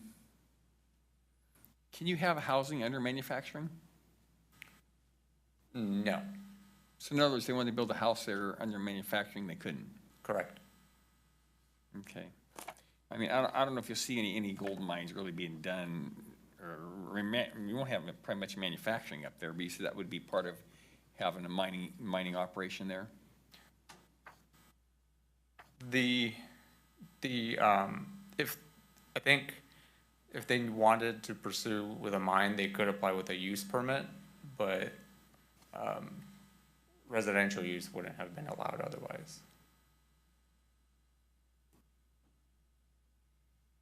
You know, the manufacturing up there under that zoning, you could have like, because there's an old quarry up there too, where they took out like rhyolite. I think that's the one that's proposed to be rezoned from M to MR. Mm-hmm. Okay. One more question. It looks like also, now, is the BLM going to be involved in the open space? The BLM doesn't look like it's mentioned here, but there was talk about that. So, in the staff report, present zoning, it should not include the USA. The USA zoning doesn't truly exist because we can't zone federal lands, so that portion of this project will not continue. Okay. Well, I guess this time we'll open the public hearing for the public. No Zoomers? Did you have to mail out to property owners? And I didn't see any comments in here. Did you get any comments back? We did, and I believe there were a few in attendance for the Planning Commission. But yeah, the mailing was sent out to property owners.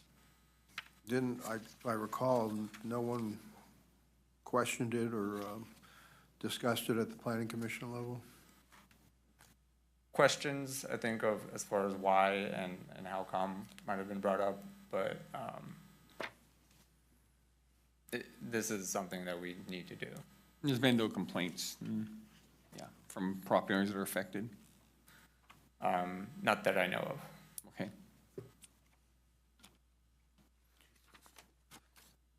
Well, probably looking for a motion to close the public hearing? So moved. Second. Now I guess you need to have a decision on adequacy of the CEQA documents. We have to vote on that motion to close the public hearing. Oh, thank you. A motion? Yes. Okay, we had a motion by Crew and second was by Axe. Yes. Close the public hearing, all in favor? Aye. Aye. Aye. Any opposed? Carries unanimous. Do you actually need a motion on the adequacy of CEQA? Can't that be part of it? You can do it together. Usually they're done separate, but. Do it separate. I would make the motion to recognize the adequacy, the project is categorically exempt from CEQA per 15183A. Second. A motion by Forrester, second by Axe, all in favor? Aye. Aye. Aye. Any opposed? Carries unanimous. I'll make a motion that the board approve approve the requested zone changes from manufacturing to, was it R1A? I just say requested zone changes and that covers it. Requested zone changes, okay, fine. Yeah, there's 11 that are to R1A and one that's to environmental resource zoning district. I'll second. Okay, got it. I'll second that. With the findings included. With the findings included. Thanks, Greg. Motion by Axe, I think it was. Second by Forrester, all in favor? Aye. Aye. Aye. Any opposed? That carries unanimous. Thank you, Rosalind.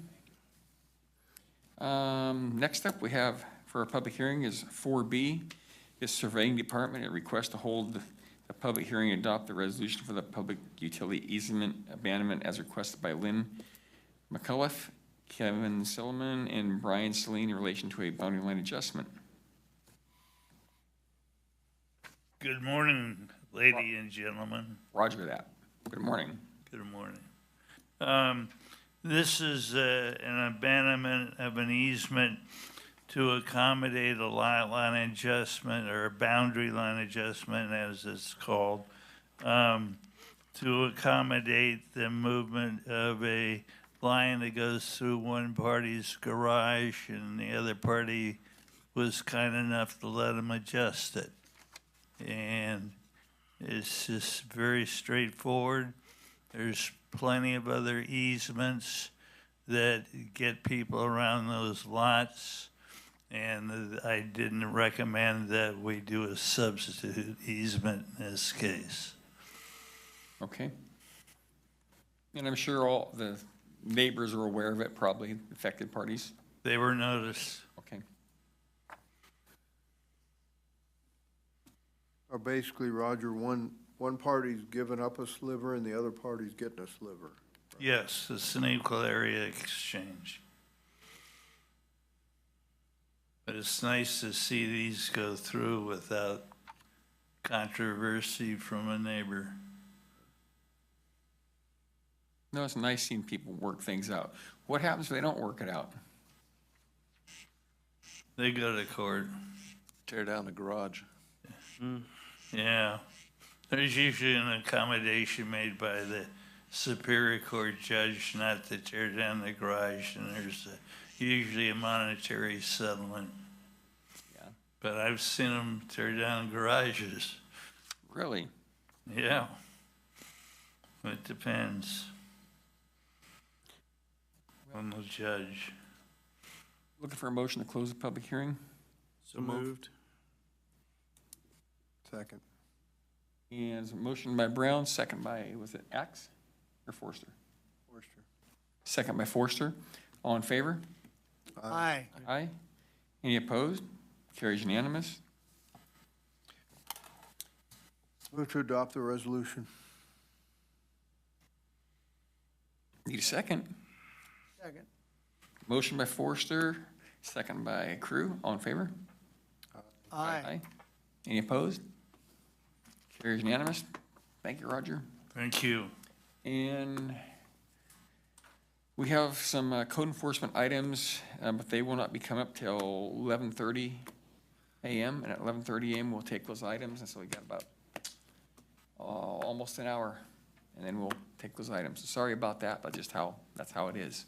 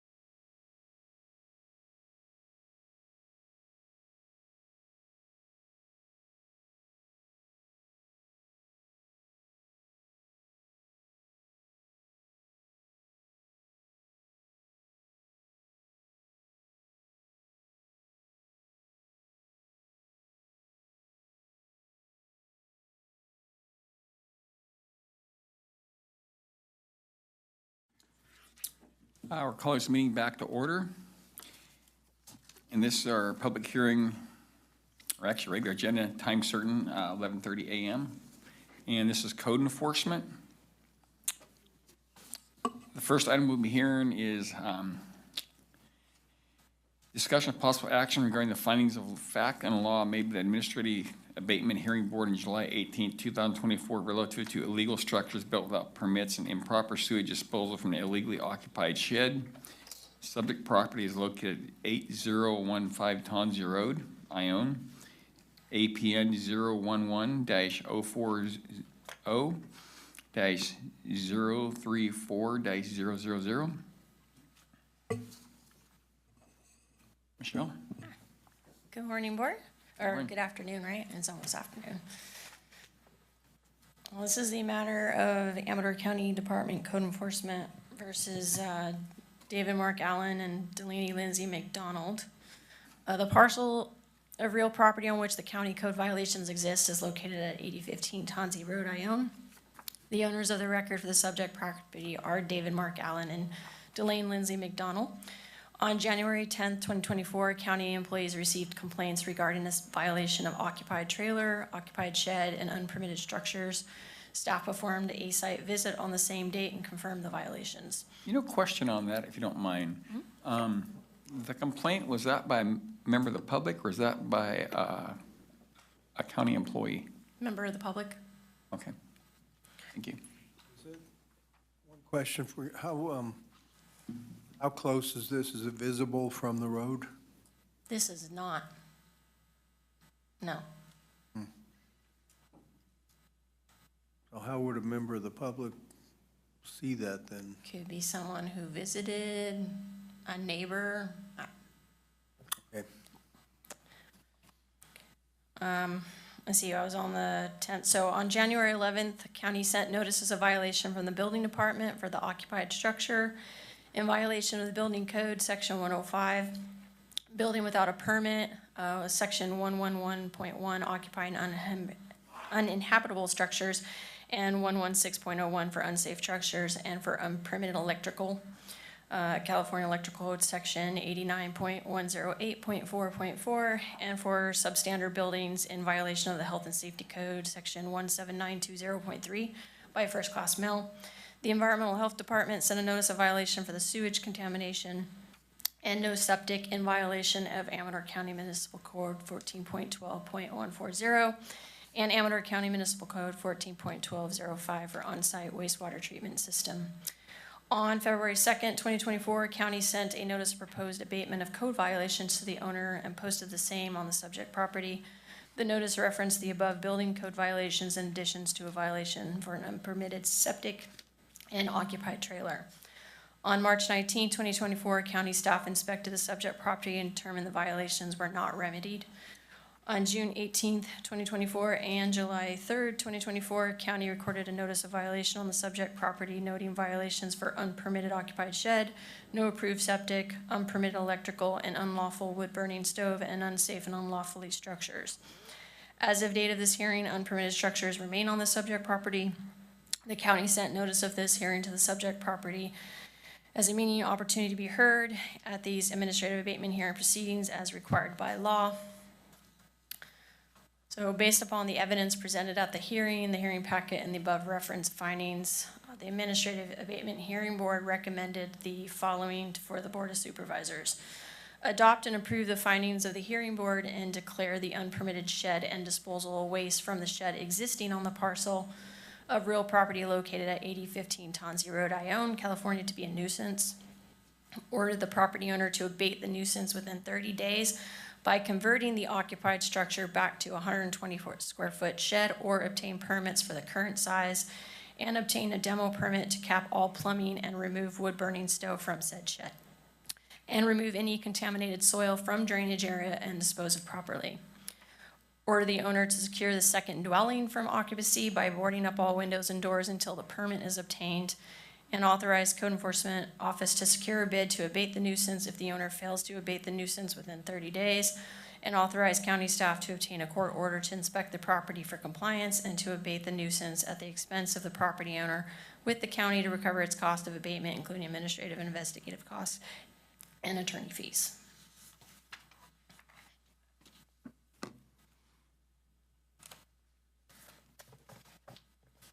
He said, according to your chronology, he said that he obtained permits, but upon checking, you found out he did not get any permits?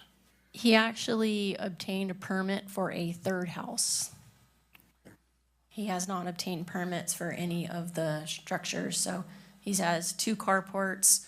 He's got a 100-foot by 30-foot garden steel structure, and then he's got a shed currently that they have electrical water, which is being disposed out of the back of it. And then they have a second home next to that, much larger, that is already basically built on the outside. It's in stud form in the inside. And there's no permits are pulled for that? Nope. None of that stuff has permits. And the shed is larger than 120 square feet, yes. 120 square feet, okay.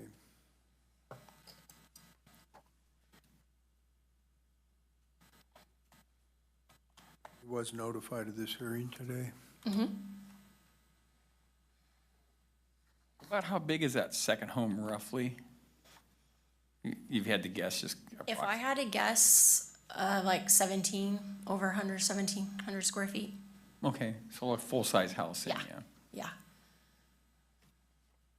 And I guess the third house, the original house, I guess, is gonna be closer to the roadway, because he has a concrete pad that he wants to pour there.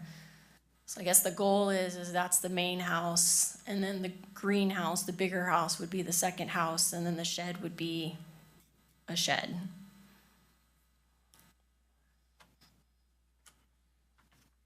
Sounds like he just kind of got ahead of himself.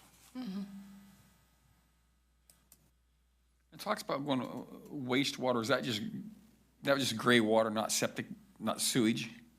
I can't confirm if there's a toilet inside of there. Okay. He did say there's a shower, washing machine, but all that still hazardous water that shouldn't be, it should be going into a septic, and it's not. He just, it's a pipe going straight out the back. Okay. So that's why we're asking the short time, because of the contamination of the ground there, and then also securing the other property so that they're not being used until he does get the proper permits. So even a pipe greenhouse structure needs a permit, huh? Yes, because of the size. Okay. It's the size of it.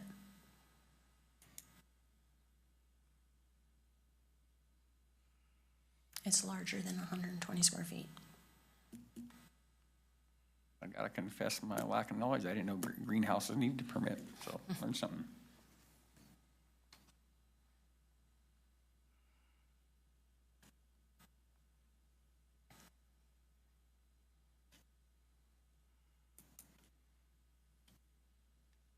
Well, I don't see any members of the public.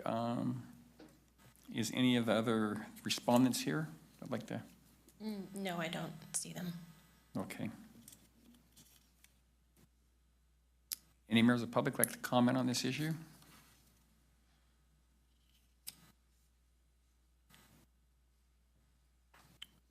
Move to adopt the hearing board's findings and recommendations.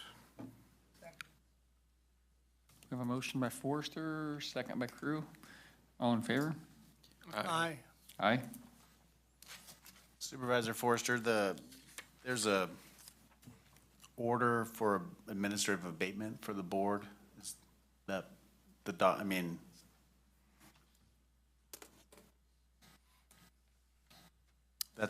is that the order, that the document you were referring to in your packet?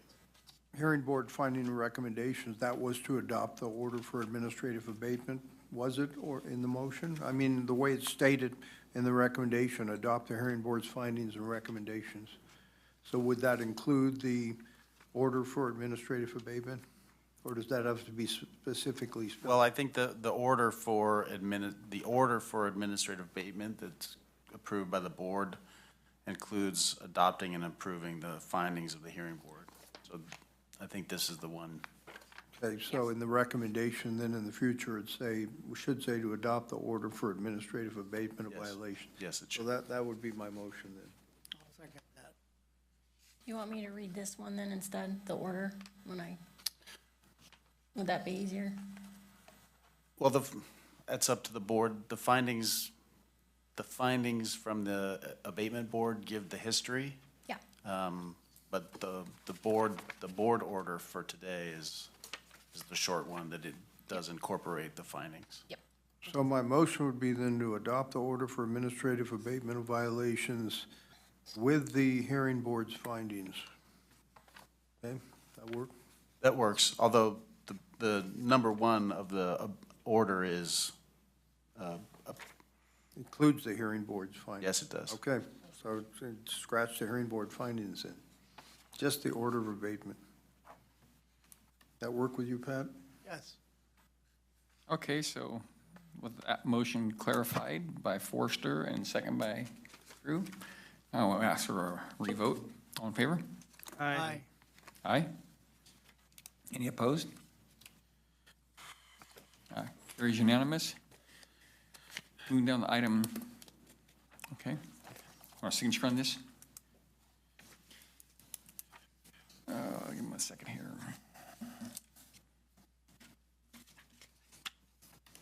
Actually, you know what I'll do is I'll just sign them all later and give them to you. Does that work? Moving down to item 5B, code enforcement, discussion of possible action regarding the findings of fact and law made by the Administrative Abatement Hearing Board on July 19th, 2024, relative to junk, trash, and inoperable vehicles at property located at 20592 Dunshee Road, Pine Grove, California, APN number 036 080 023 501.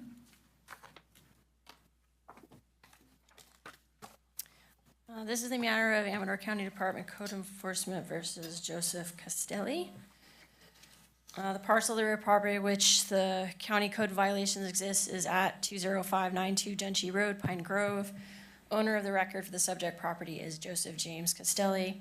On October 5th, 2023, county employees received a complaint regarding an unlawful homeless encampment and unlawful junkyard with waste, debris, vehicles, and vehicle parts on the subject property.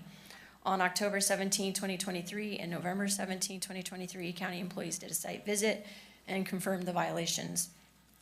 On December 1st, 2023, the county provided a notice of proposed abatement of code violations to Matthew Castelli on site and also took photographs. The county also sent the notice to the owner. The final inspection was scheduled in the notice for January 19th, 2024. On January 19, 2024, code enforcement performed the inspection and confirmed that the violations had not been remedied. Staff also took photos.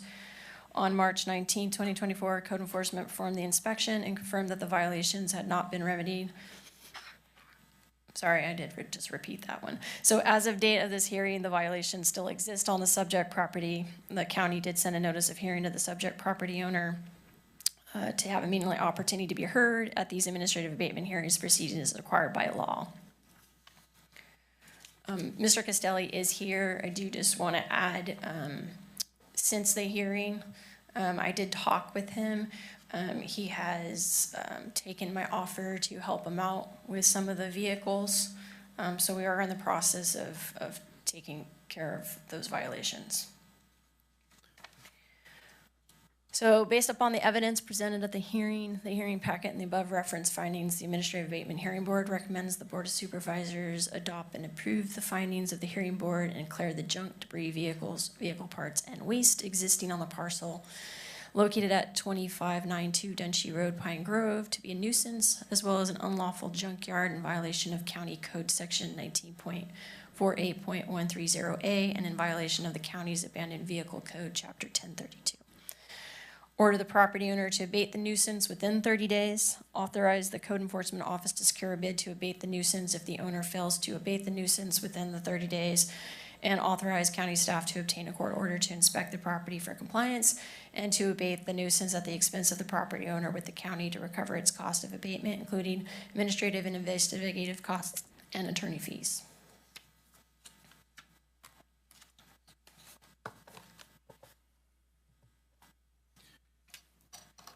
Any board questions? So, with this property, we're gonna move forward with abatement on some aspects of it, or are we still gonna give them time to have you help them remedy the situation?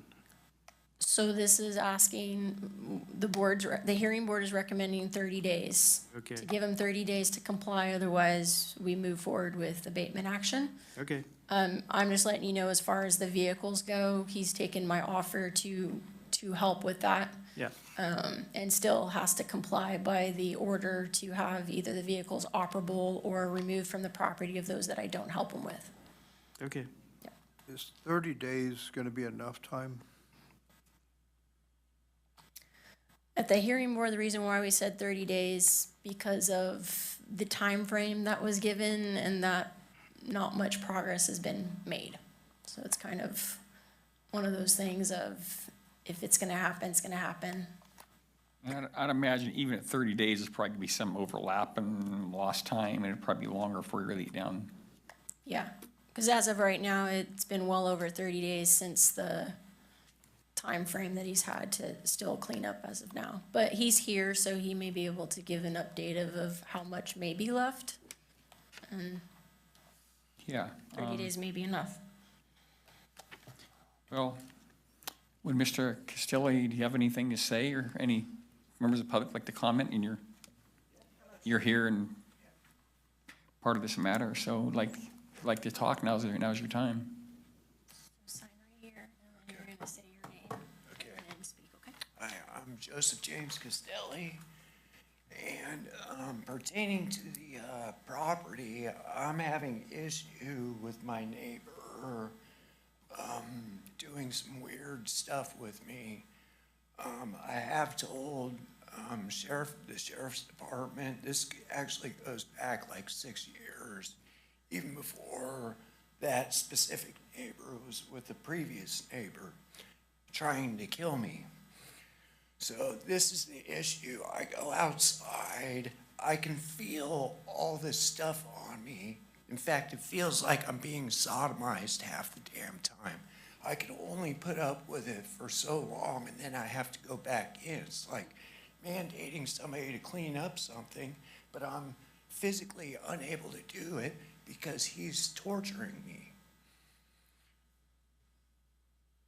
Okay. I haven't had Is he- any is stuff he- come is he- out with any kind of empathy to even let me explain it to him. So it's like, it's getting to be not even fair. So what I need to clean up the property, I'll try to muscle through his BS, but if I could get a dumpster, that would be huge. If not, I'll have to figure out how to get one, because I have not worked in some time now because of this. What type of work did you do, if you don't mind? Union hand plumber, pipe fitter at a local 447. Mm-hmm.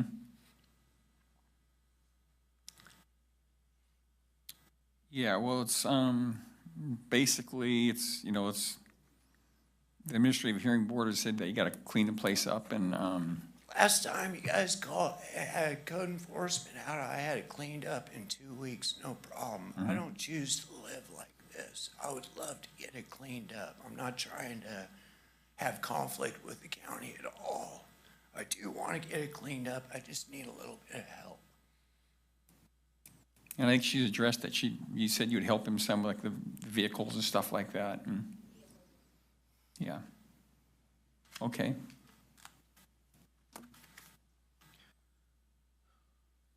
All right, well, thank you, sir. Okay, thank you. Any other members of the public like to address this issue? Looks like no Zoomers. So, well, Do we need a motion for this? Sure do. This time? now's the time. To adopt the, according to our council, order for administrative abatement of violations.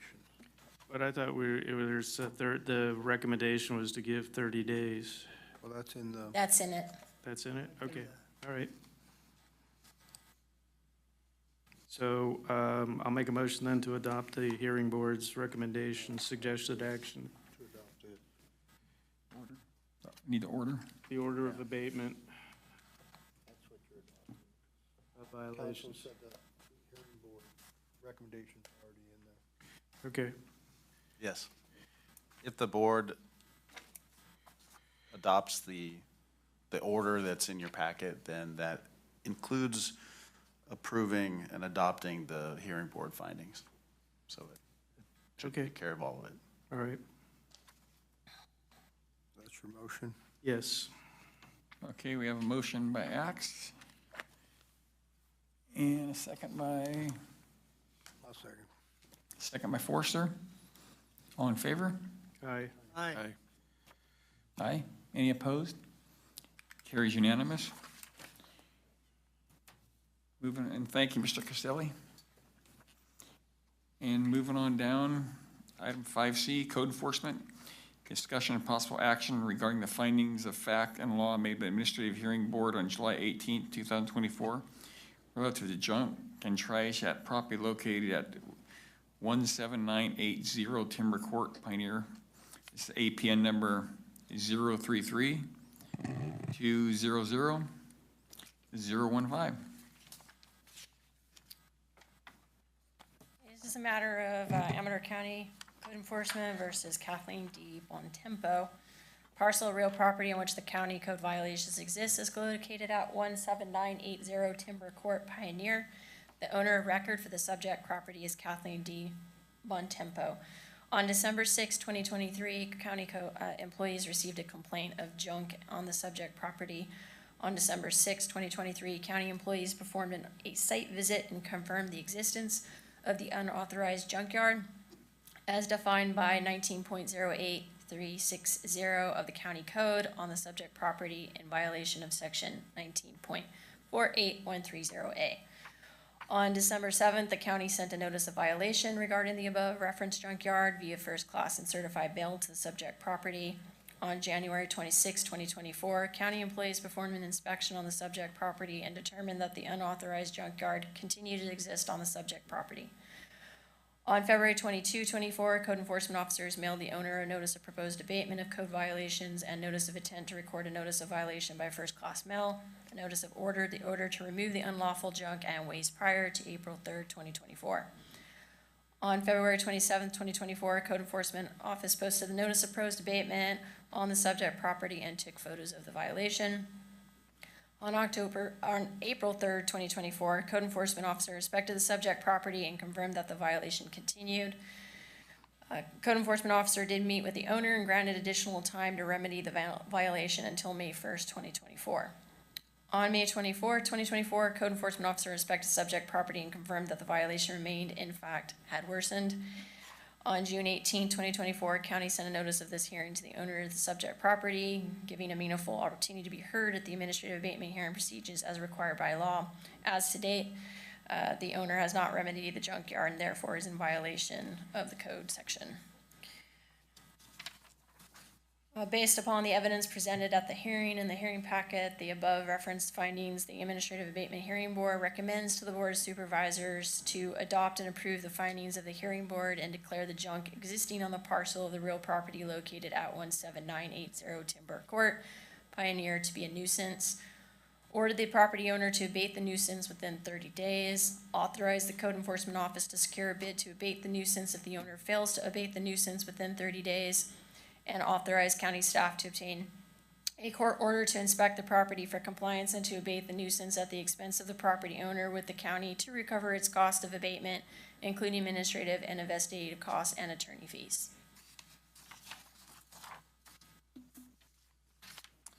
This one, we've also gotten the sheriff involved and CHP on the vehicles that were blocking the court. Yeah, they have a pretty good little accumulation up there, looks like. Any members of the public like to address this issue?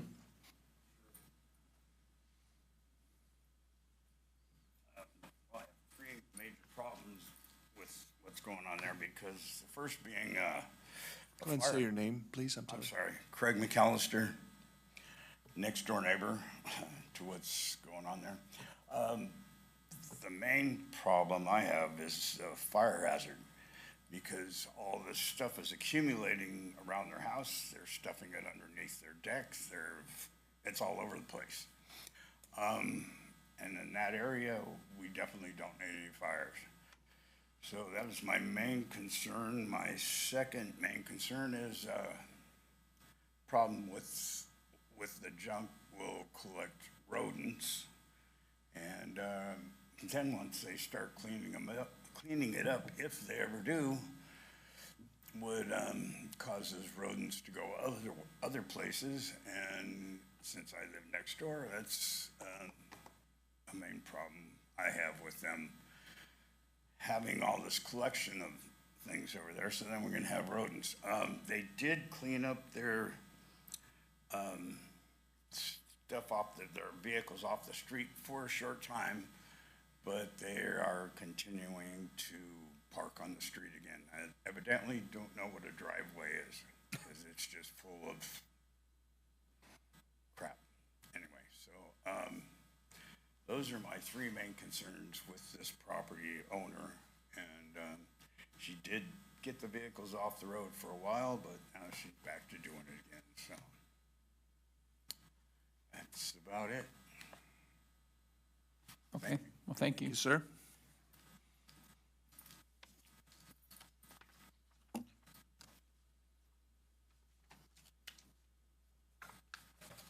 Oh, looks like it's pretty cut and dried, so.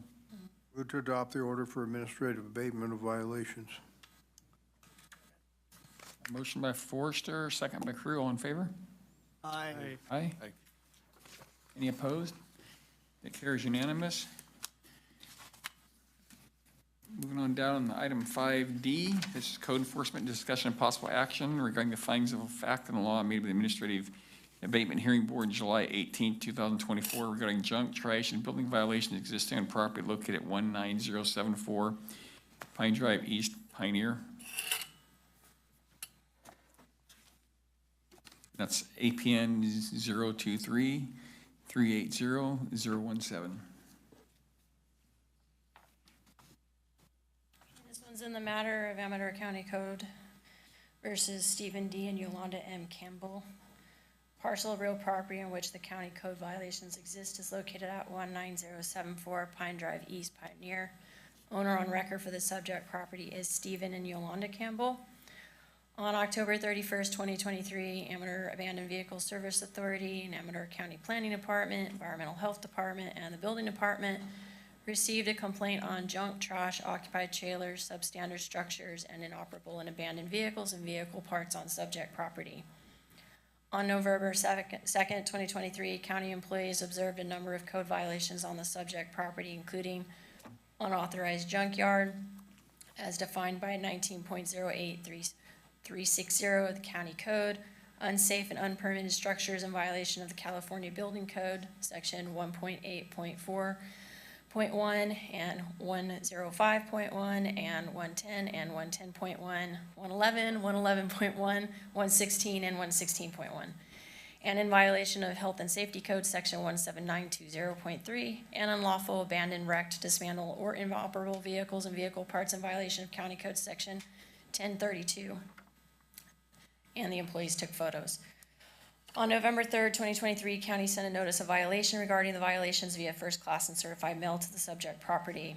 On November 14th, 2023, Environmental Health Department sent a notice of violation to the owner related to the, actually that's the Planning Department, sent a notice of violation to the owner related to the junk violations.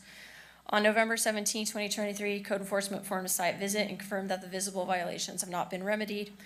On November 30th, 2023, code enforcement posted the subject property notice of proposed abatement of code violations and notice to intent to record a notice of violation on the subject property.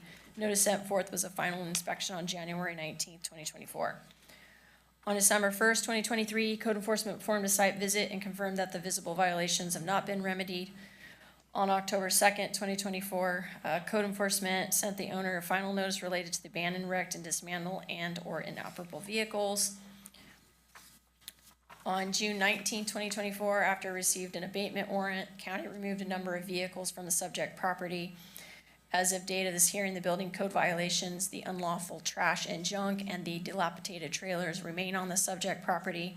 The county did send a notice of this hearing to the owners. The owners received notice to have an opportunity to be heard at these administrative abatement hearing proceedings as required by law.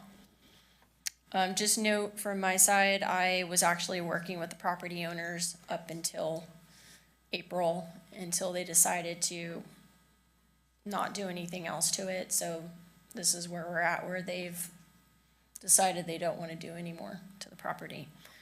So based on the evidence presented at the hearing packet and above referenced finding, Administrative Abatement Hearing Board recommends the Board of Supervisors that we adopt and approve the findings of the hearing board and declare that the junk, trash, and building violations existing on the parcel of real property located at 19074 Pine Drive, East Pioneer, to be a nuisance. Order the property owner to abate the nuisance within 30 days by obtaining a demo permit and finalizing the permit, and to remove all junk, trash, and dilapidated trailers. Authorize the code enforcement officer to secure a bid to abate the nuisance if the owner fails to abate the nuisance within the 30 days, and authorize county staff to obtain a court order to inspect the property for compliance and to abate the nuisance at the expense of the property owner, with the county to recover its cost of abatement, including administrative, investigative costs, and attorney fees. What was the address that you sent the notice to for this meeting? They have, in the assessor's office, they have it as a Jackson address. Okay, the owners are not there anymore, Correct, and so, but they have not changed their address, so I send it to what is. so they didn't really get notification then, per se? No, well, the first one they did, because I did email them to just let them know that if they did not proceed with working with me, that it would go to a hearing. So that is when I told him, and that's also when you guys earlier today with the abatement of the vehicles, they got all that notice as well that it was going to go to a hearing, and I haven't gotten any response from them ever since. Okay, so, Via email, phone calls, nothing. Yeah. the only problem I have is just because they're not, nobody's at that address, so nobody official, you didn't get an official notification. So I guess the actual owners are in Texas, right? Yes. Okay. Don't know what their address is. Okay. They did not provide that. I'm curious why That would be on the assessor's APN number, the address of the owner. It's on the owner to update their address, and they have their current address as an address in Jackson. So that's And- where the notice is sent. Okay, so, all right. But the first notice of them knowing that a hearing was happening, I went ahead and email it to them. And then since then, like I said, they just aren't responding to anything I send to them anymore. So, but I have sent the notices to the address that they have on the assessor's record. Okay. I'm curious, why did they want to stop picking up all the stuff? Because they have to pay for it, or why? So basically the story was, it's sounding like that, so they have 3 sons. 2 of them no longer live here, 1 does, which was actually occupying one of the RVs that were removed. Most of the stuff that I know of, it sounded like it was his stuff. The son stepped up, the other 2 sons have stepped up to help clean the property. They were cleaning the property.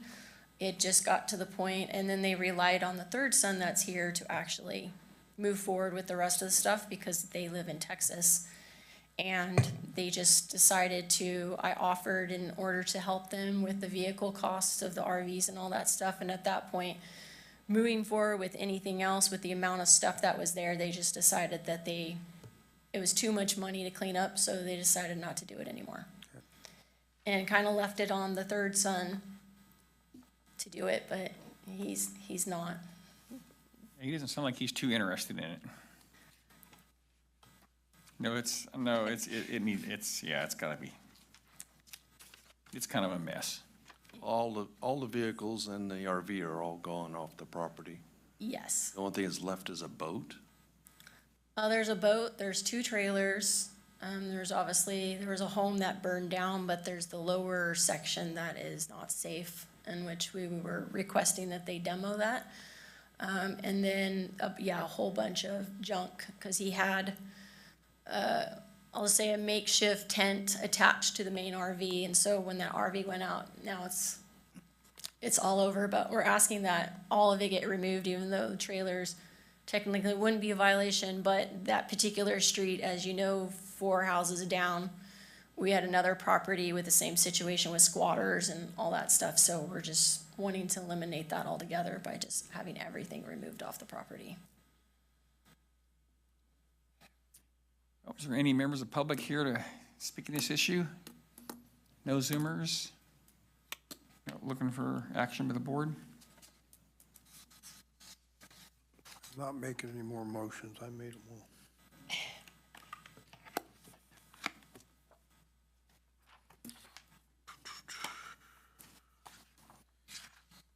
I'll make a motion to approve the order of administrative abatement of violations as per the findings and recommendation of the hearing board.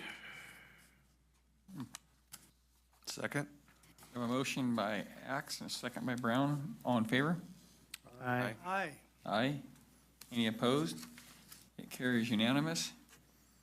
Moving down to item 5E, this is code enforcement discussion of possible action regarding the findings of fact and law made by the Administrative Hearing Board on July 18th, 2024, relative to unpermitted shed, unpermitted structure, and events held on property located at 19841 Markley Mine Road, Fiddletown, California. This is APN 021 100 071 000.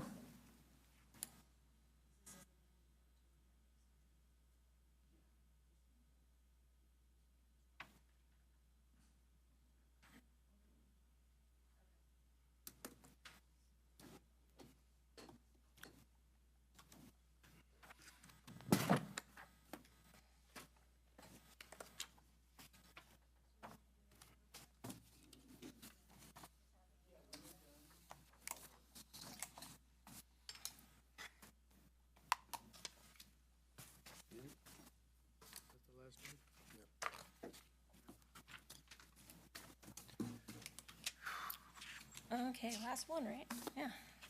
Last one. All right, in the matter of Amador County Code Enforcement versus David and Maricruz Garcia. I'm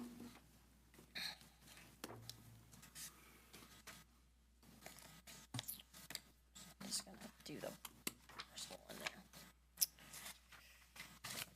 The parcel of the real property in which the county code violation exists is located at 19841 Markley Mine Road in Fiddletown. The owners of record for the subject property are David and Maricruz Garcia. Okay, so on 8/23/23, Amador County Sheriff Department received a complaint from a residential regarding loud music in the early morning hours of 2 a.m. playing from the property. The Sheriff Department did a site check and spoke with Mr. Garcia. Mr. Garcia stated to the officer that there was an Alcohol Anonymous retreat hosted on the property for the next 3 nights. Mr. Garcia stated to the officer that he would keep the noise down, and the Sheriff Department forwarded the report to Code Enforcement. In addition, Code Enforcement received 3 separate calls from residents regarding this event: illegal camping, gunfire, health hazards, and noise beyond the 10 p.m. in the early morning hours. On 8/29/23, a notice of violation was sent by Code Enforcement by certified mail in first class to the property owner for the noise violations, unpermitted structures, illegal events, occupied trailer, and sewage violations. Mr. Garcia, on 9/12/23, Mr. Garcia came in to speak with the building department to discuss permitting the unpermitted structures. Mr. Garcia provided and showed photos of the unpermitted structures and trailer to the building department. The building department informed Mr. Garcia that he would need to submit plans for both the shed and the prayer room that he is building, and that all construction must stop until permits are issued.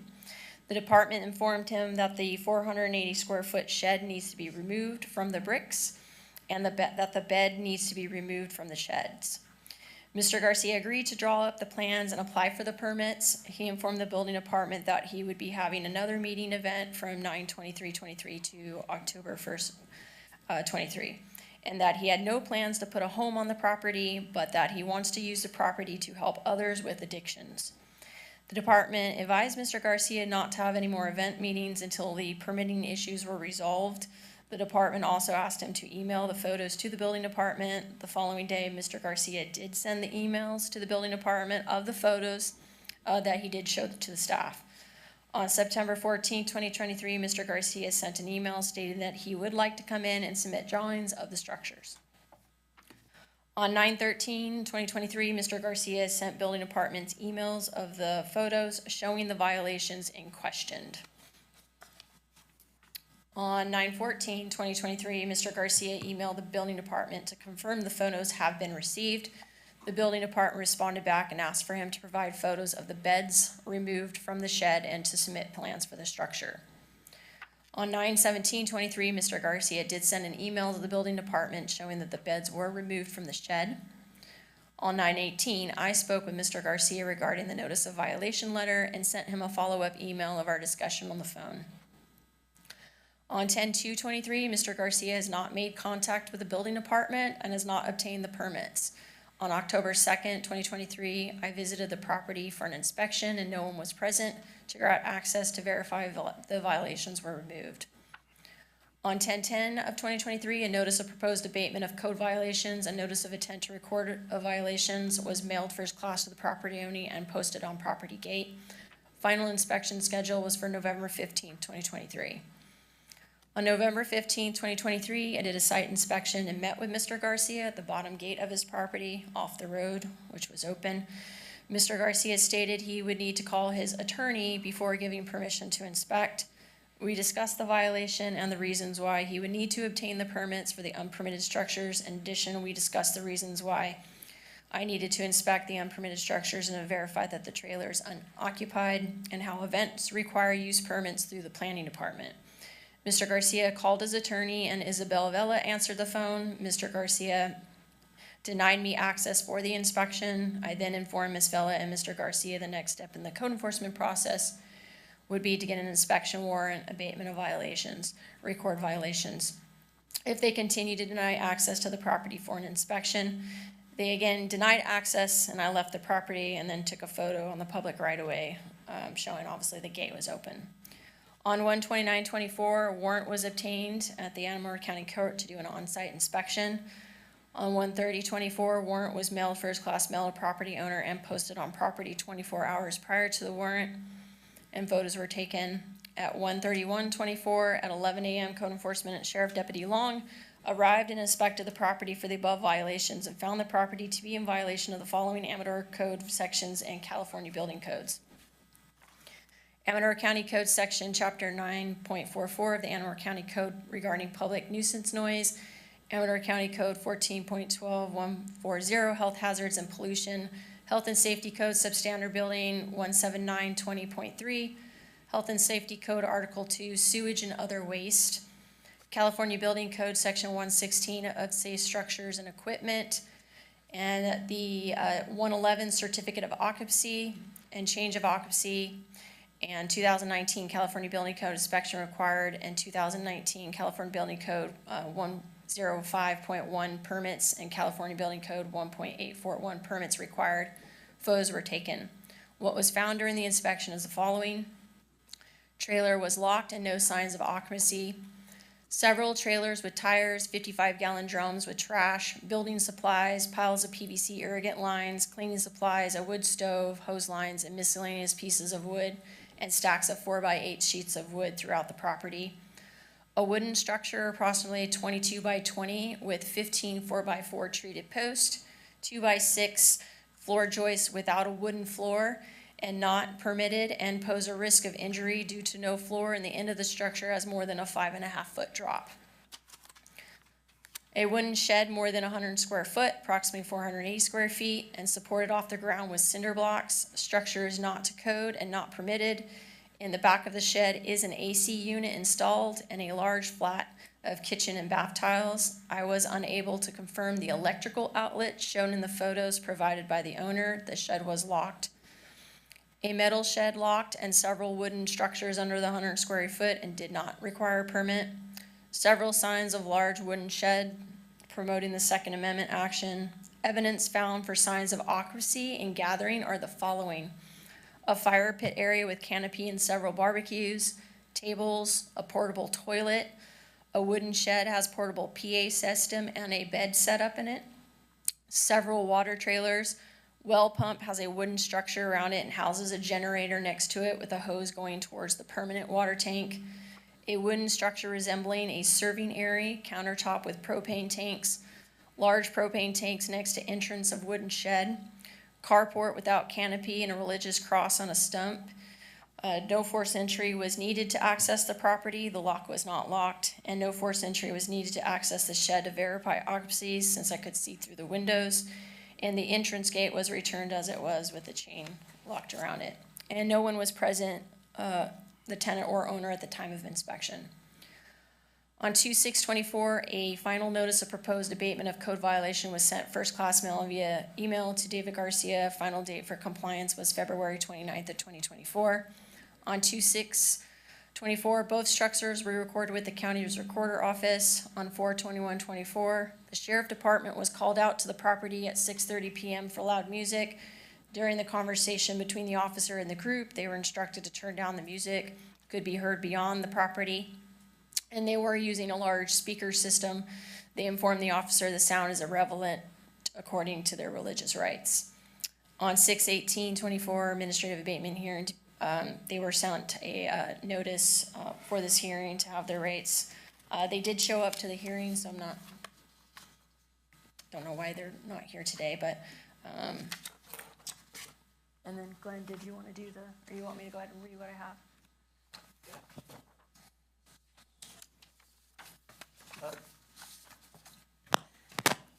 Good afternoon, Board. I just wanted to make a slight change to the order that was before you. Did you put that one? Yeah.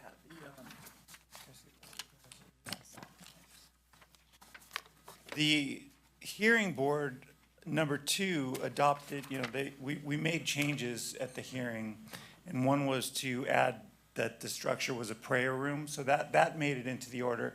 The other one was that as it reads, they are required to cease all future events gathering until a conditional use permit is obtained, and that's in number 2 of the order. But I think that that's too broad, and so what we did at the hearing board was to change that to cease event gatherings that would otherwise require a conditional use permit until such permit is obtained. So we want to make sure that the order that you sign has that language in there. So we would make that change and then bring that back to Supervisor Oneto to sign. And that way, it's not, because the language is a little too broad right now and could potentially infringe on religious events that wouldn't otherwise require a permit. And so this would make it clear that if you're doing something that would require a conditional use permit, you've got to get a conditional use permit. So that's the reason for the change. Does that have to be part of the motion? No, just the motion would say adopt the order, the order for administrative abatement of violations, and consistent with the findings that are in the hearing board recommendations. I'll read the others, yeah. With the change. Yeah, Glenn, since you're up here, you don't think their claim of constitutional rights on their religious rights has any merit because the buildings are not permitted and creating a safety hazard? Yeah, I don't think it has, the law is RLUIPA, and if the county is putting a substantial burden on them or discriminating against them, then you have a potential violation. But we're just simply asking them to do what we ask everybody to do. Yeah, and I go to church try to go every Sunday, and I wouldn't want to go into a structure that's not permitted and safe. Are they considering this a regular religious, building or use building, or is it just kind of a one-time thing? This is their belief and they're having a service there? Because if it's like a church, don't you have to have a permit and for that kind of building, for that kind of, you can't just. Any build it building anywhere? that's going to be occupied, yes, you do have to have a building permit, and then the fact if Well, they're, beyond that, if it's a place of worship, don't you have to have, you still have to have, yes, you can't just necessarily put it in a neighborhood, can you? no, you still gotta get a building permit and follow the codes, and then also, if they are to use that structure, they are required to get a conditional use permit, because they are using a structure. Because the fire department inspects it every so often too. But as the structure stands now, the building department will not approve that because there's no solid foundation. It's on concrete blocks. And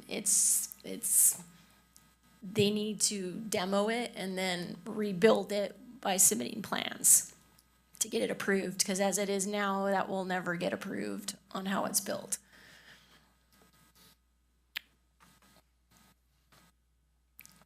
So since we only did one of them, so we're asking that you adopt and approve the findings of the hearing board, declare the unpermitted shed, unpermitted structure, and gatherings or events held on the property exist on the parcel located at 19841 Markley Mine Road, Fiddletown, California, to be a nuisance. Order the property owner to abate the nuisance within 30 days by obtaining a demo permit for the unpermitted structure that we call the prayer room. And then what he said about the gatherings that would require. Yeah, to cease all events that would otherwise require a use permit until a use permit is obtained. But all that's in the order for administrative abatement of violations? So Yes. we don't need to make that as part of the. Yeah. Okay. That part's not in it. That part's not in there, so it would be adoption of the order consistent with the way the order reads in the hearing board packet. Okay. And then secure the shed from occupancy by boarding up all the windows and door until a permit is obtained for the shed and the electrical, and remove beds, and shed must be used for storage purposes only, and authorize the code enforcement officer to secure a bid to abate the nuisance if the owner fails to abate the nuisance within 30 days. Authorize the county staff to obtain a court order to inspect the property for compliance and abate the nuisance at the expense of the property owner, with the county to recover its cost of abatement, including administrative, investigative cost, and attorney fees.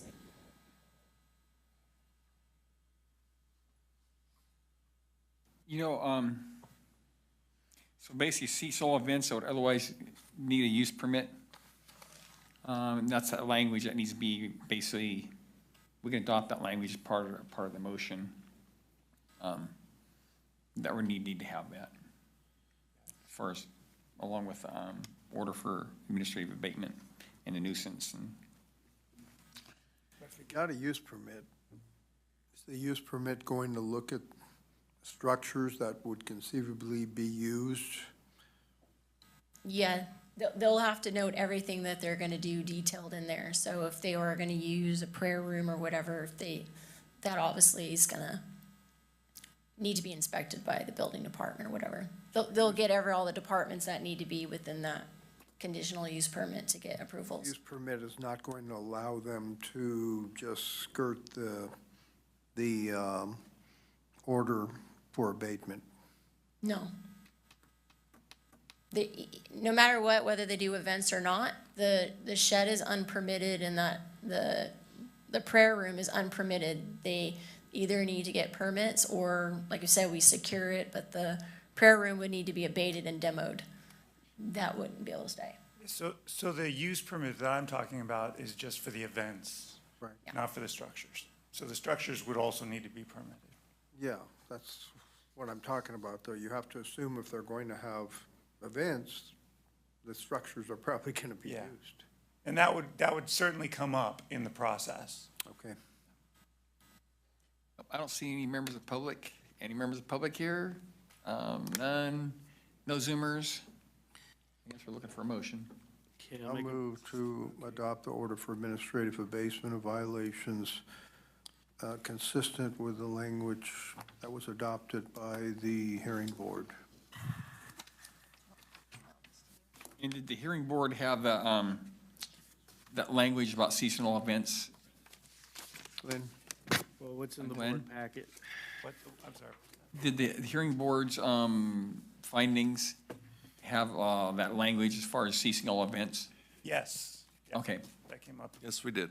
okay, just wanted to make sure. Motion by Forrester, second by Second. Brown. All in favor? Aye. Aye. Any opposed? Carries unanimous, and thank you. And I'll we're- bring that corrected one to you a little bit. Yeah, okay. Yeah, actually, if you want, I got the four here for you too. So adjourn until August 27, 2024 at 9 o'clock in the morning, AM. Thank you.